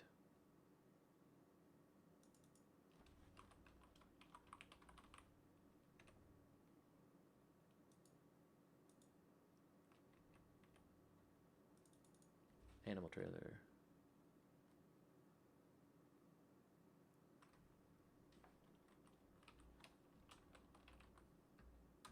There we go. So now, if I select, say this one, this, no, I just want one at a time, guys. There we go. And extrude those. Looks pretty stupid.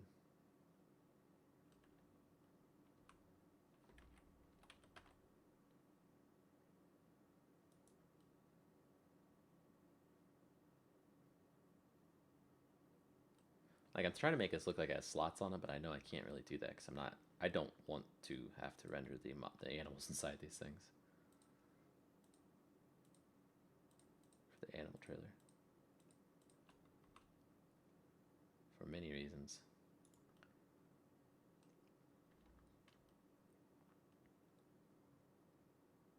But I need this trailer to look visually different than the other.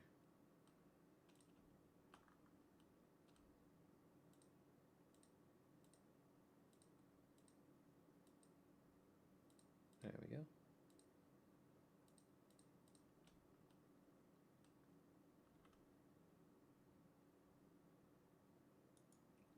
Cool. So we've got a little bump on all this. It'd probably be no more noticeable in Minecraft, actually, than anything.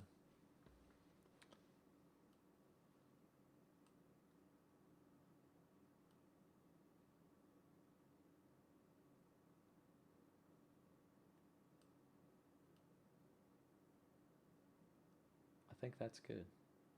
We can use this. So let's go back to UV unwrapping this. And we'll make the animal trailer like a dirty color kind of thing.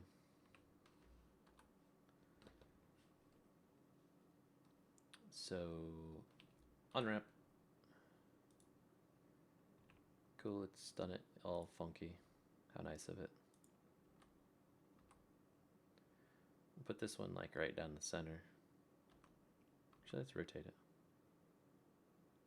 User joined your channel. Hey, Cruiser. That's probably easier than typing, isn't it? That's easier than typing, yes.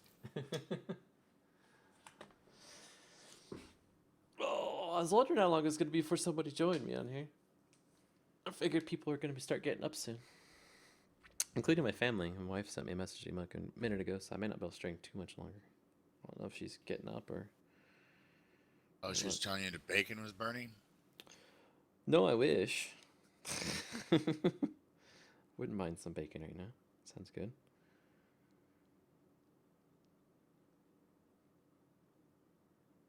Let me respond to her. There we go. So we need to color this one now.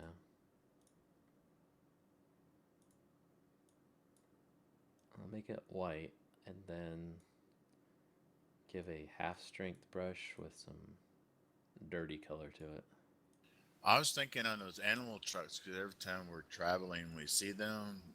You can't normally see the animals. I mean, all you see is like the black slots where they're allowed to breathe through. Yeah.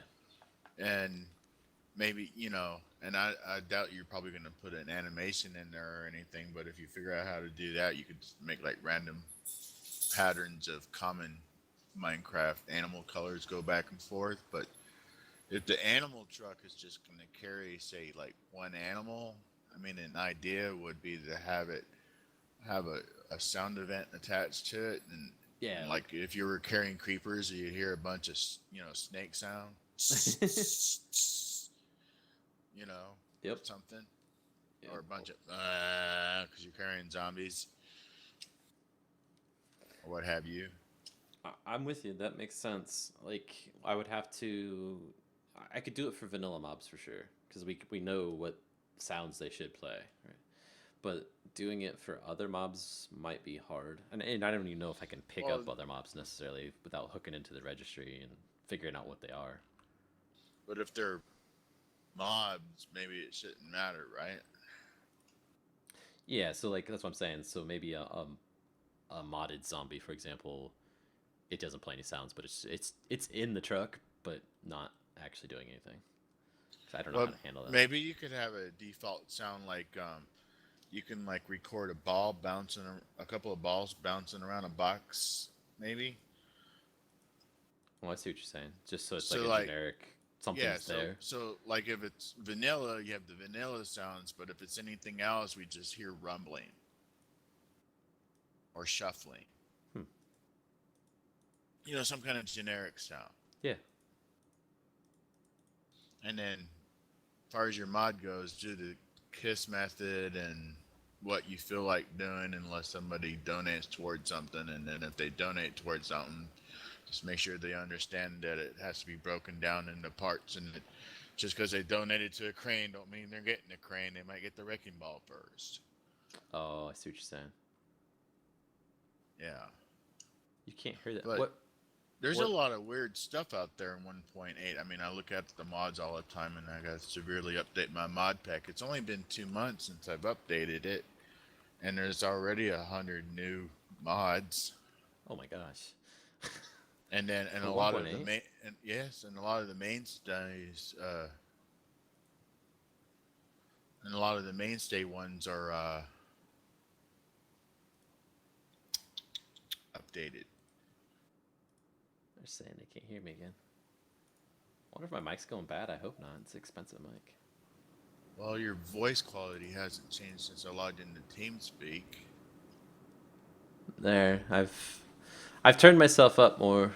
Good gamer. Hopefully it's not too loud now. I've cranked it all the way up.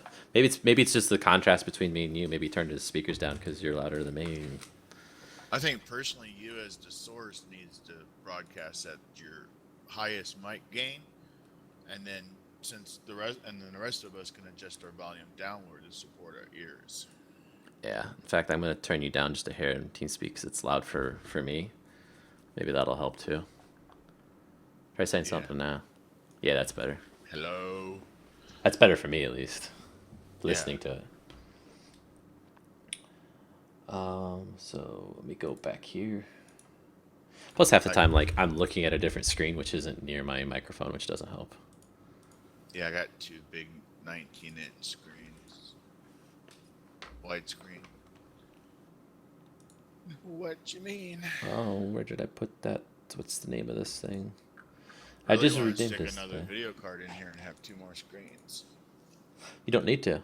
I actually have 4 monitors on my setup, and I use USB displays. So I have a USB 3 hub, and coming out of that hub, there's just a cable to a small box. It's about an inch or 2 wide by 2 to 3 long, and the video monitor adapter hooks into that on the other end. So it just goes one USB on one side and or DVI out the other. And you would think that would be like super slow. It's not. It still uses your video card for the actual processing of the graphics, and it's only the actual image that gets pushed out to your display that is going over USB. And also, like, I can run YouTube videos on it, and you can't tell it's on a USB because it's USB 3 too. I had some that before that were USB 2, and you could slightly tell it would be a little bit funny when you move things around really quick, but on USB 3, can't tell at all.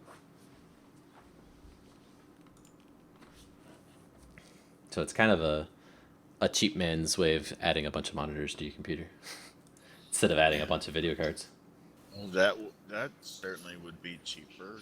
Now I have to check and see if I have USB 3.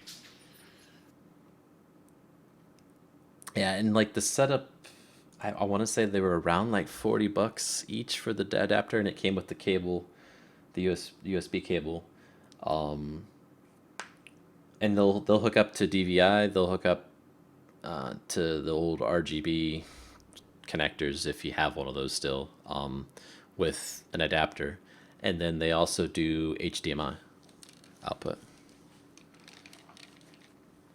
so you can do any of those. So I've got the monitor that's on the stream. I've got another monitor that's got the YouTube window open for streaming with the chat window on that. And then TeamSpeak and OBS are on another screen, sharing that screen.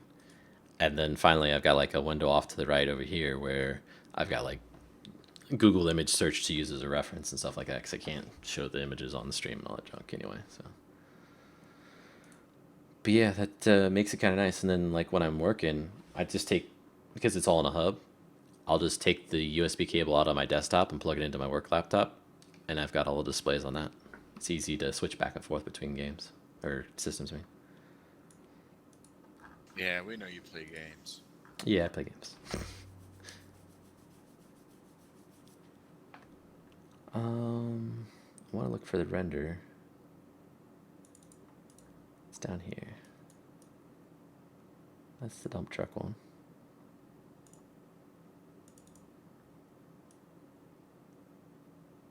Can your models be a blend between the models and, say, like a Minecraft block?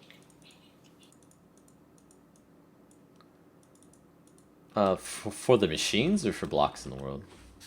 Well, I'm thinking, because remember how we was trying to come up with textures for the bulldozer, and everything was well and good until we started worrying about textures for the track, and then we're like, oh, we can't really animate that so well. And I was thinking, well, what if you had the body, but the animated part was actually a block that was in Minecraft? Because, you know, like Maybe? you can make spinning wheels just fine with a Minecraft block, you know, an animated texture on Yeah, it. I've done that with the conveyors. Okay, It's true. so you know what I'm talking about. And you can make slanty stuff and whatever, so you can, that would give you a finer control, and you can mesh the two together if it's possible. It's just on how I would render it, basically, I think, to answer you. Because, like, even now, so, like, the dump truck, it has its own texture, but yet it will still draw the blocks that are in the dump truck as items in the back of the dump truck. Like you can see them. So I'm actually hooked into the default renderer for a block in the world and drawing them in the dump truck. And so you already got the capability, the code in place. yes, however, that would be a lot of render calls to do, I think, to make it an animated wheel. Like, the track is the main one. Like, I could animate wheels pretty easy. Should only animate when you're moving. Agree.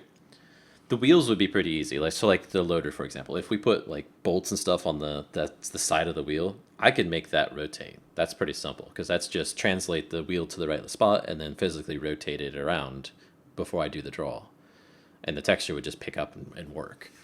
But the tracks, you can't just do a rotation on a track, right? You've got to move the top half forward and the back half backwards because they're oblong. That's what I can't do. I would have to move it along a line, basically, or the outer loop. Well, kind of now you got something to think about when you go to the bathroom. Yeah. So eventually you'll get something. Maybe, you know, I mean, you live in America, I live in America. We all pass by constant road work. Not all the bulldozers have tracks. A lot of them have just wheels. I mean, you can cheat and just put wheels on the darn thing. yeah, and another thing we could do too is like give it a track look on the top and put wheels on the side and rotate those wheels, maybe like the inner workings of the track kind of thing. But it's a lot more detailed model. If you're insisting on tracks, I mean, you can just say, well, to go through the swamp, we use big knobby tires. True. I mean, just cheat until you figure it out. And I don't know if you know this or not, but we've found somebody that's interested in working on the textures and potentially even the models for the whole mod. That's great. Yeah, because the work that he's shown us in his portfolio is amazing. Let me find it real quick. Yeah, my skills were limited, but I did what I could. Yeah, and like it's this guy's I would call him a true artist, right? He's not just somebody that wants to do it on the side. He's got skill here that he could be an artist if he wanted to. Let me see if I can find this. At least with Minecraft stuff, right? Oh, where is it? I made the mistake of opening Slack on stream, which somebody sent a message.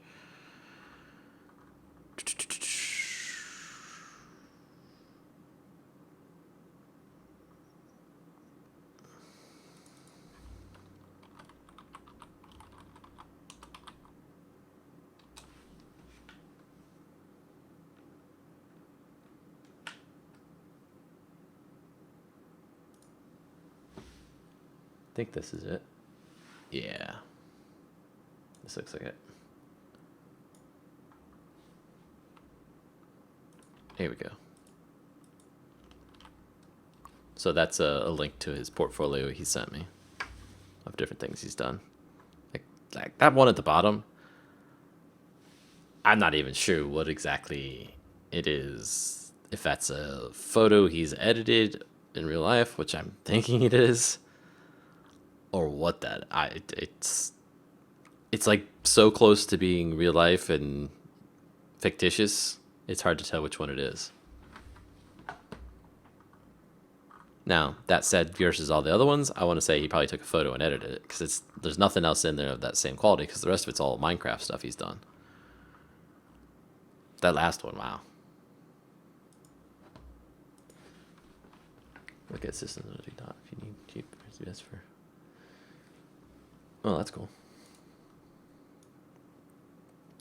So there's semi-texture in the model, and then the render is going to need one.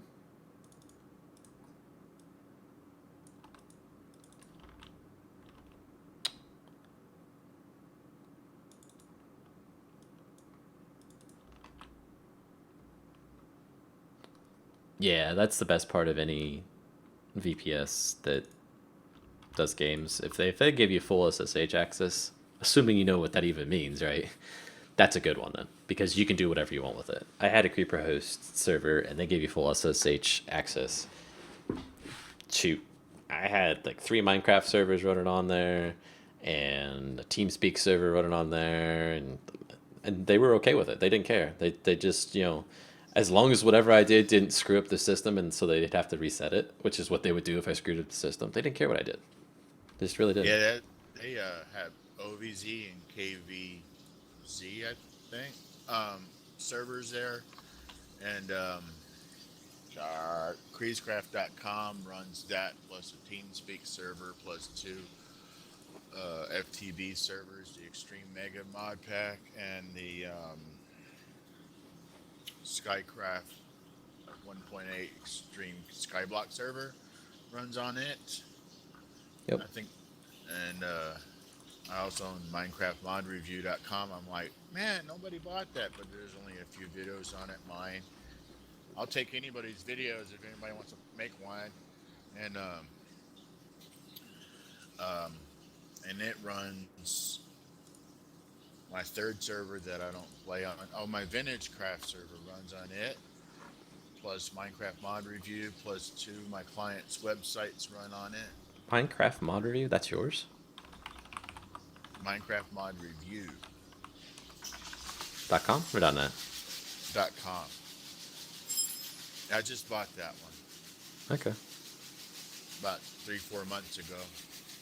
That's a good name to grab. Well, I know, because everybody advertises and they don't know it. For me, they go, and this has been a Minecraft Mod Review. Now I just got to get content on it. Yeah. I've been concentrating so heavy on Creedscraft. Well, you get a bunch of content on there, and you know you'll start ranking up on Google. That'll get a lot of hits, I'm sure. Because like people see these mods all the time. They don't know what they have in them, and whether or not it's worth downloading and all that stuff. So that's awesome. Because there's a ton of like if you search for Minecraft mods, like download a specific mod, you'll get a ton of sites that are just, oh, I've put up a site because I can, and I've copied all the developers' mods onto my server and bypassed all of the places that they actually want you to download them from because they might actually get something for it, like Curse or whatever. And like I'm always the person that says, well, if it's not from the developer direct, I don't want to download it because like you're risking enough downloading something from somebody you don't know off the internet, right?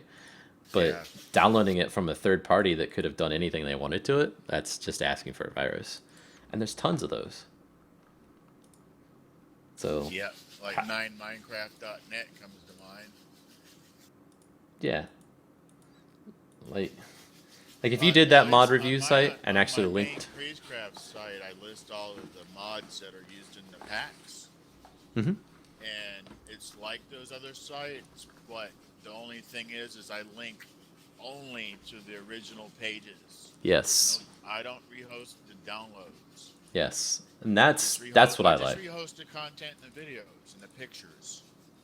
Because and actually, I think I do a better job of aggregating information because some of these developers are, they'll have some stuff on Imager, next to nothing on Curse, maybe everything's on Minecraft Forum.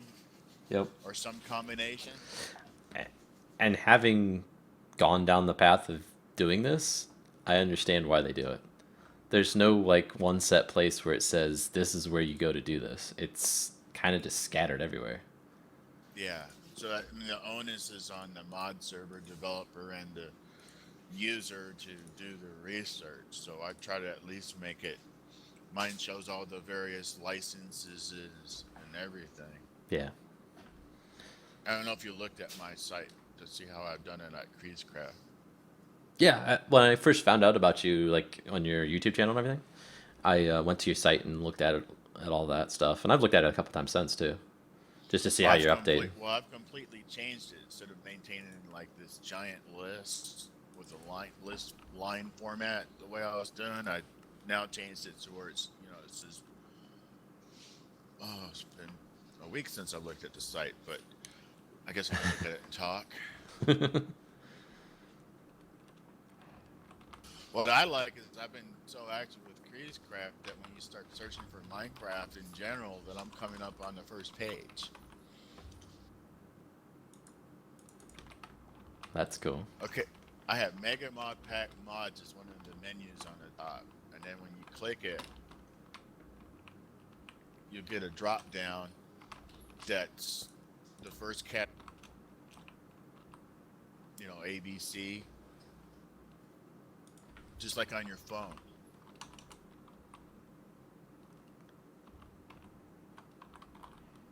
You still there? ABC, DEF, GHI, and then you go in there and then you have A, B, and C, and then it gives you, that way I can fit a lot of stuff on screen at once. And then you like click one of the mods that are listed, like Animals Plus by Click Me. So instantly you know who it's by.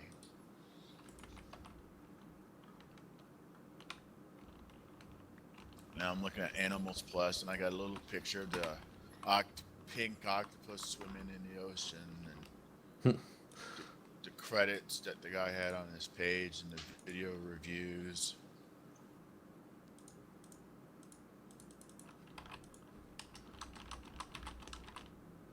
And all the descriptions, and little spoilers for all the different critters.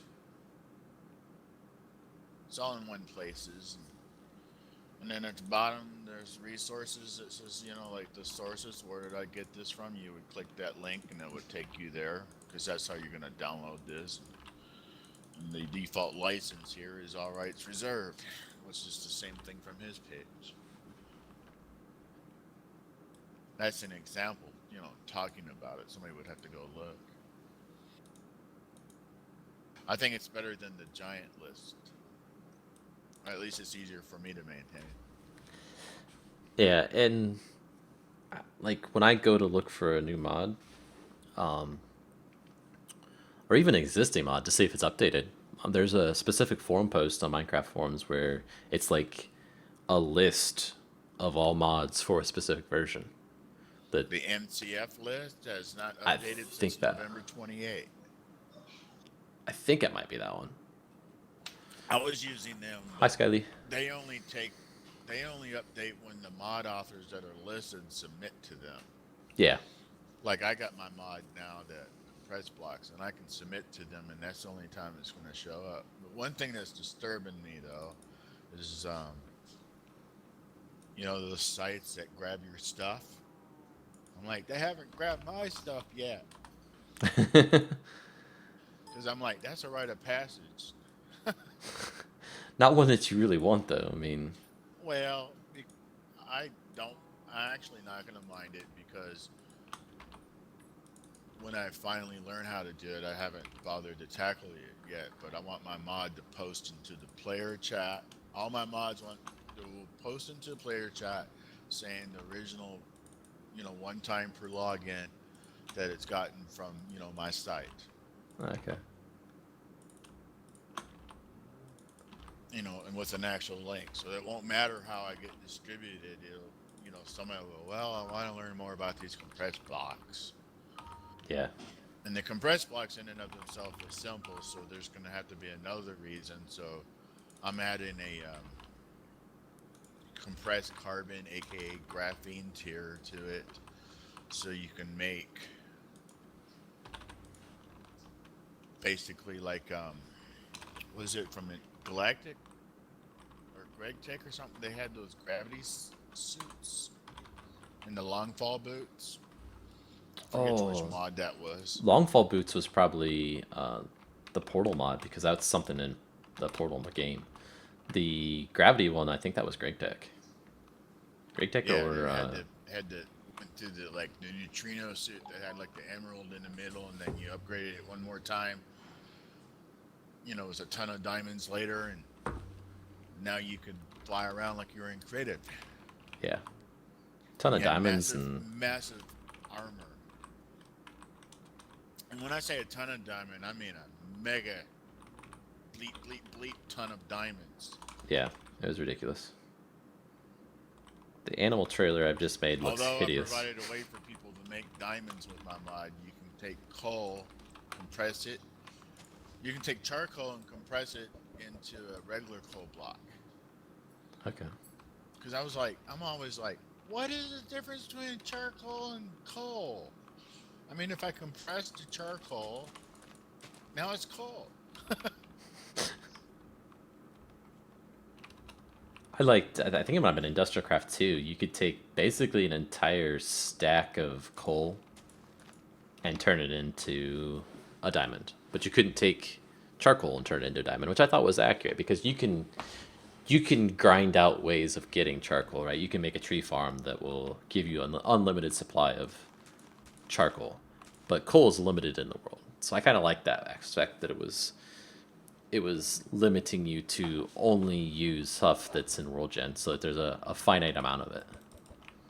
It's just like those servers that have economies, and then somebody goes and floods the economy with, say, gold, and then devalues gold, right? It'd be the same way there. So like if there's an unlimited supply of it, then that resource in the game really has less value. So well, that's real world. No, it's economics. Yeah, it's just general economics. I mean, suddenly potatoes become worth something. Yeah. I mean, thanks to your mod, at least corn can turn into ethanol, and now you're going to add oil to it. Yeah, and the way that I'm doing that. But if Buildcraft would come over, then you wouldn't need to add oil, would you? Probably not. Just need to. Oh, you got that in there already. Sweet. Yeah, it still needs a lot of work, the trailer and stuff, because right now it's... Are you going to make it so that the trailer somewhat pivots when you turn corners? It's a greater possibility now than it was before, I'll put it that way. Before, it was impossible because it was all one object. Now they're two different objects, I can rotate it and stuff. And you're adding oil so you can do asphalt, logically, right? That's why I'm adding it, actually. So in the mod right now, in the dev version, there's a paver, there's a road roller, there's raw asphalt, an item, and what it does, I'll just demonstrate it. It's easier. And then, I'm just happy talking about it. Now, did make it so that if you put like the oil in the fermenter actually takes damage every time you process it, but it'll create gasoline. As an idea. If you put raw oil in it? I'm just coming up with require us to make fracturing tubes or whatever they're called. Yes, and that's then what we I'm put going. the oil in there and fracture it. It's crafty. Oh. I mean, you could. I mean, So, in reality, you should. Yep, that's exactly what it's gonna happen. So you take the oil, you're gonna put it in a. But just the same, I don't see a reason why that. You see, is it the ball that, not the fermenter, but the next stage? You do something else with ethanol. So you get the first machine, and then it goes to the ball with the spigot on top. Make it so it damages the unit.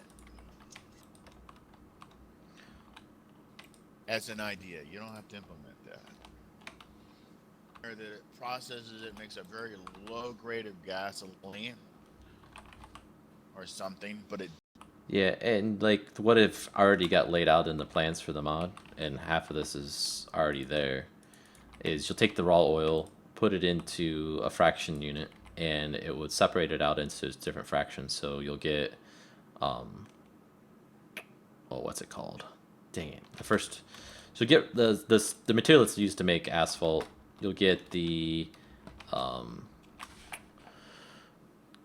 stuff that's used to make diesel. Diesel will basically what be the fuel in the game then, and then there'll be another one that'll get split off that you can use to make rubber. So the rubber will replace these slime balls, but slime balls will still be there as a recipe to use to make rubber in the game, and rubber will be used in all the tires and tracks and everything. Because right now, I just thought of a whole slew of new machines now that I just watched your paver. Yeah, so the paver puts down how, like, when you're uncompressed the asphalt. roads and they put down the rebar, and then they come back with this gigantic machines that lays the concrete. Yeah. And it just drops down like a small, like inch sheet at a time. It moves really slowly, and they usually run that machine at night. Mainly because, you know, they don't want the guys out in the heat. Yeah. If you made that in here, I think my mother would play Minecraft. That's her favorite machine. She loves that machine when we're driving down the road. So what I've got it set up as, the paver comes along, makes asphalt blocks down in the world, but you still need to steamroll them with the roller. And once you do that, then they turn into true asphalt blocks, this darker color, and you run faster on those. So there's a definite process to it. You need to... There's some guys that want to get banned from your chat. Yeah, I see that.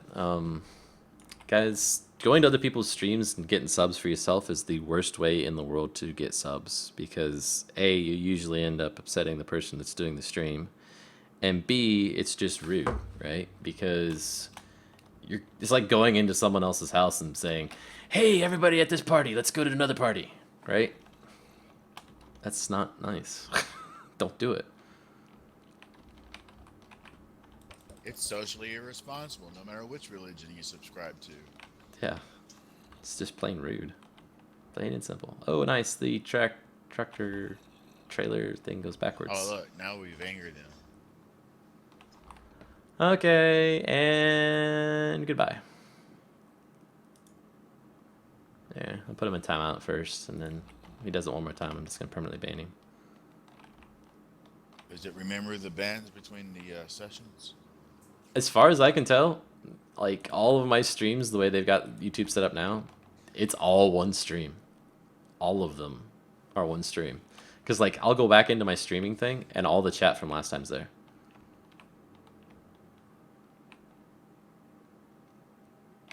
And you get a ban, and you get a ban. You need the live stream setting up OBS. But I've already got it set up. I never have to do it again. I literally just start it, hit stream. Now that I've got it in 1080. I mean, I want to use that instead of something that requires me to pay money. Yeah, and that's why I switched to it. Like, I got XSplit not knowing OBS exists. And then everybody's like, why did you get XSplit? Knowing OBS exists, but knowing that OBS was complicated, but then I'm like, oh, but, you know, I can't justify $15 a month. Yeah, exactly. And if I could, I would spend it on EVE Online. And to be honest, OBS is about as complex as XSplit is to set up. It just doesn't... Really, XSplit was just kind of point and click for me. I mean, like 3 little hits and boom, I was broadcasting. Like, you can kind of do that now. You've got to get into there and tell it what your stream key is, and you tell it you want to stream to YouTube or YouTube Gaming, because they're both the same one on it, and hit stream. You give your stream key in that. Like, now, if you want it to be nice quality and everything, that's when you got to get in there and mess with the settings.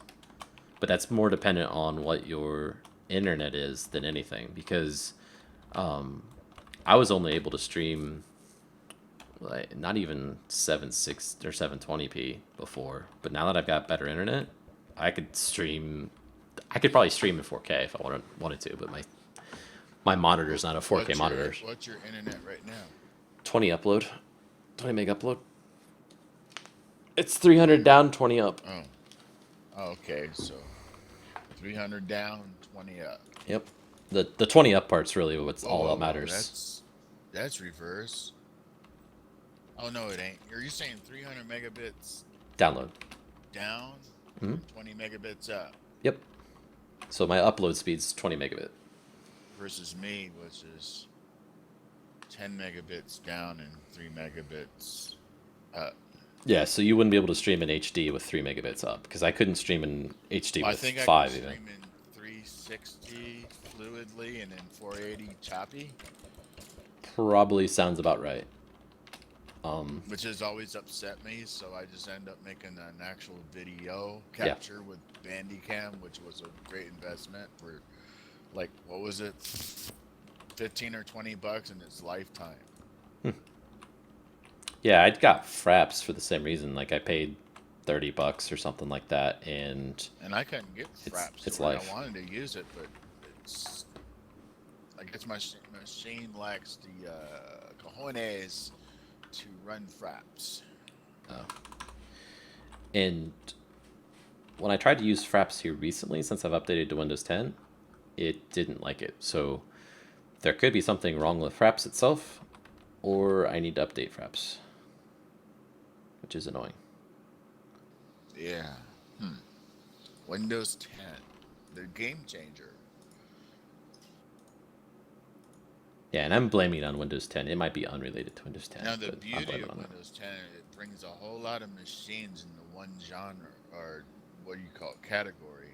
Yes. Windows 7 on up. Yeah. Gives Gets a everyone lot on of the same life to platform. a lot of old machinery. Mm-hmm.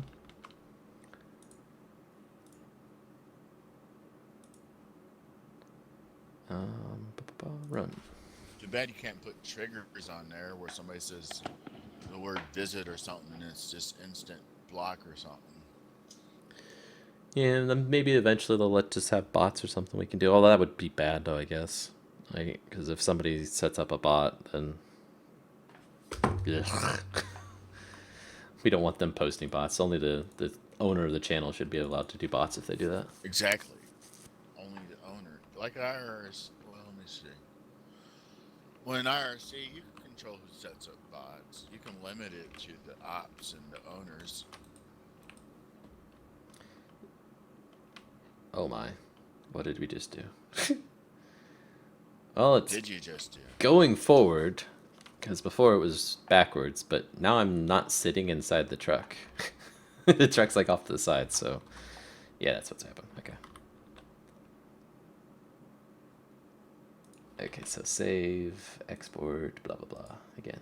It should not be able to drive over that ravine. Well, the bounding box is too big, so that's why you can. Yeah, I know. I'm just saying. Yeah, it's annoying. I would love it if Minecraft itself had a bounding box that wasn't a square. Like, it has to be the same width as length. It can be different height, which is good, but it can't be a different width and length. So something like a semi-truck where it's really long and narrow, I either need to make a huge bounding box that's the size of the length of the truck, but also that wide, so it's a big square, so you won't be able to go through, like, between two trees, right?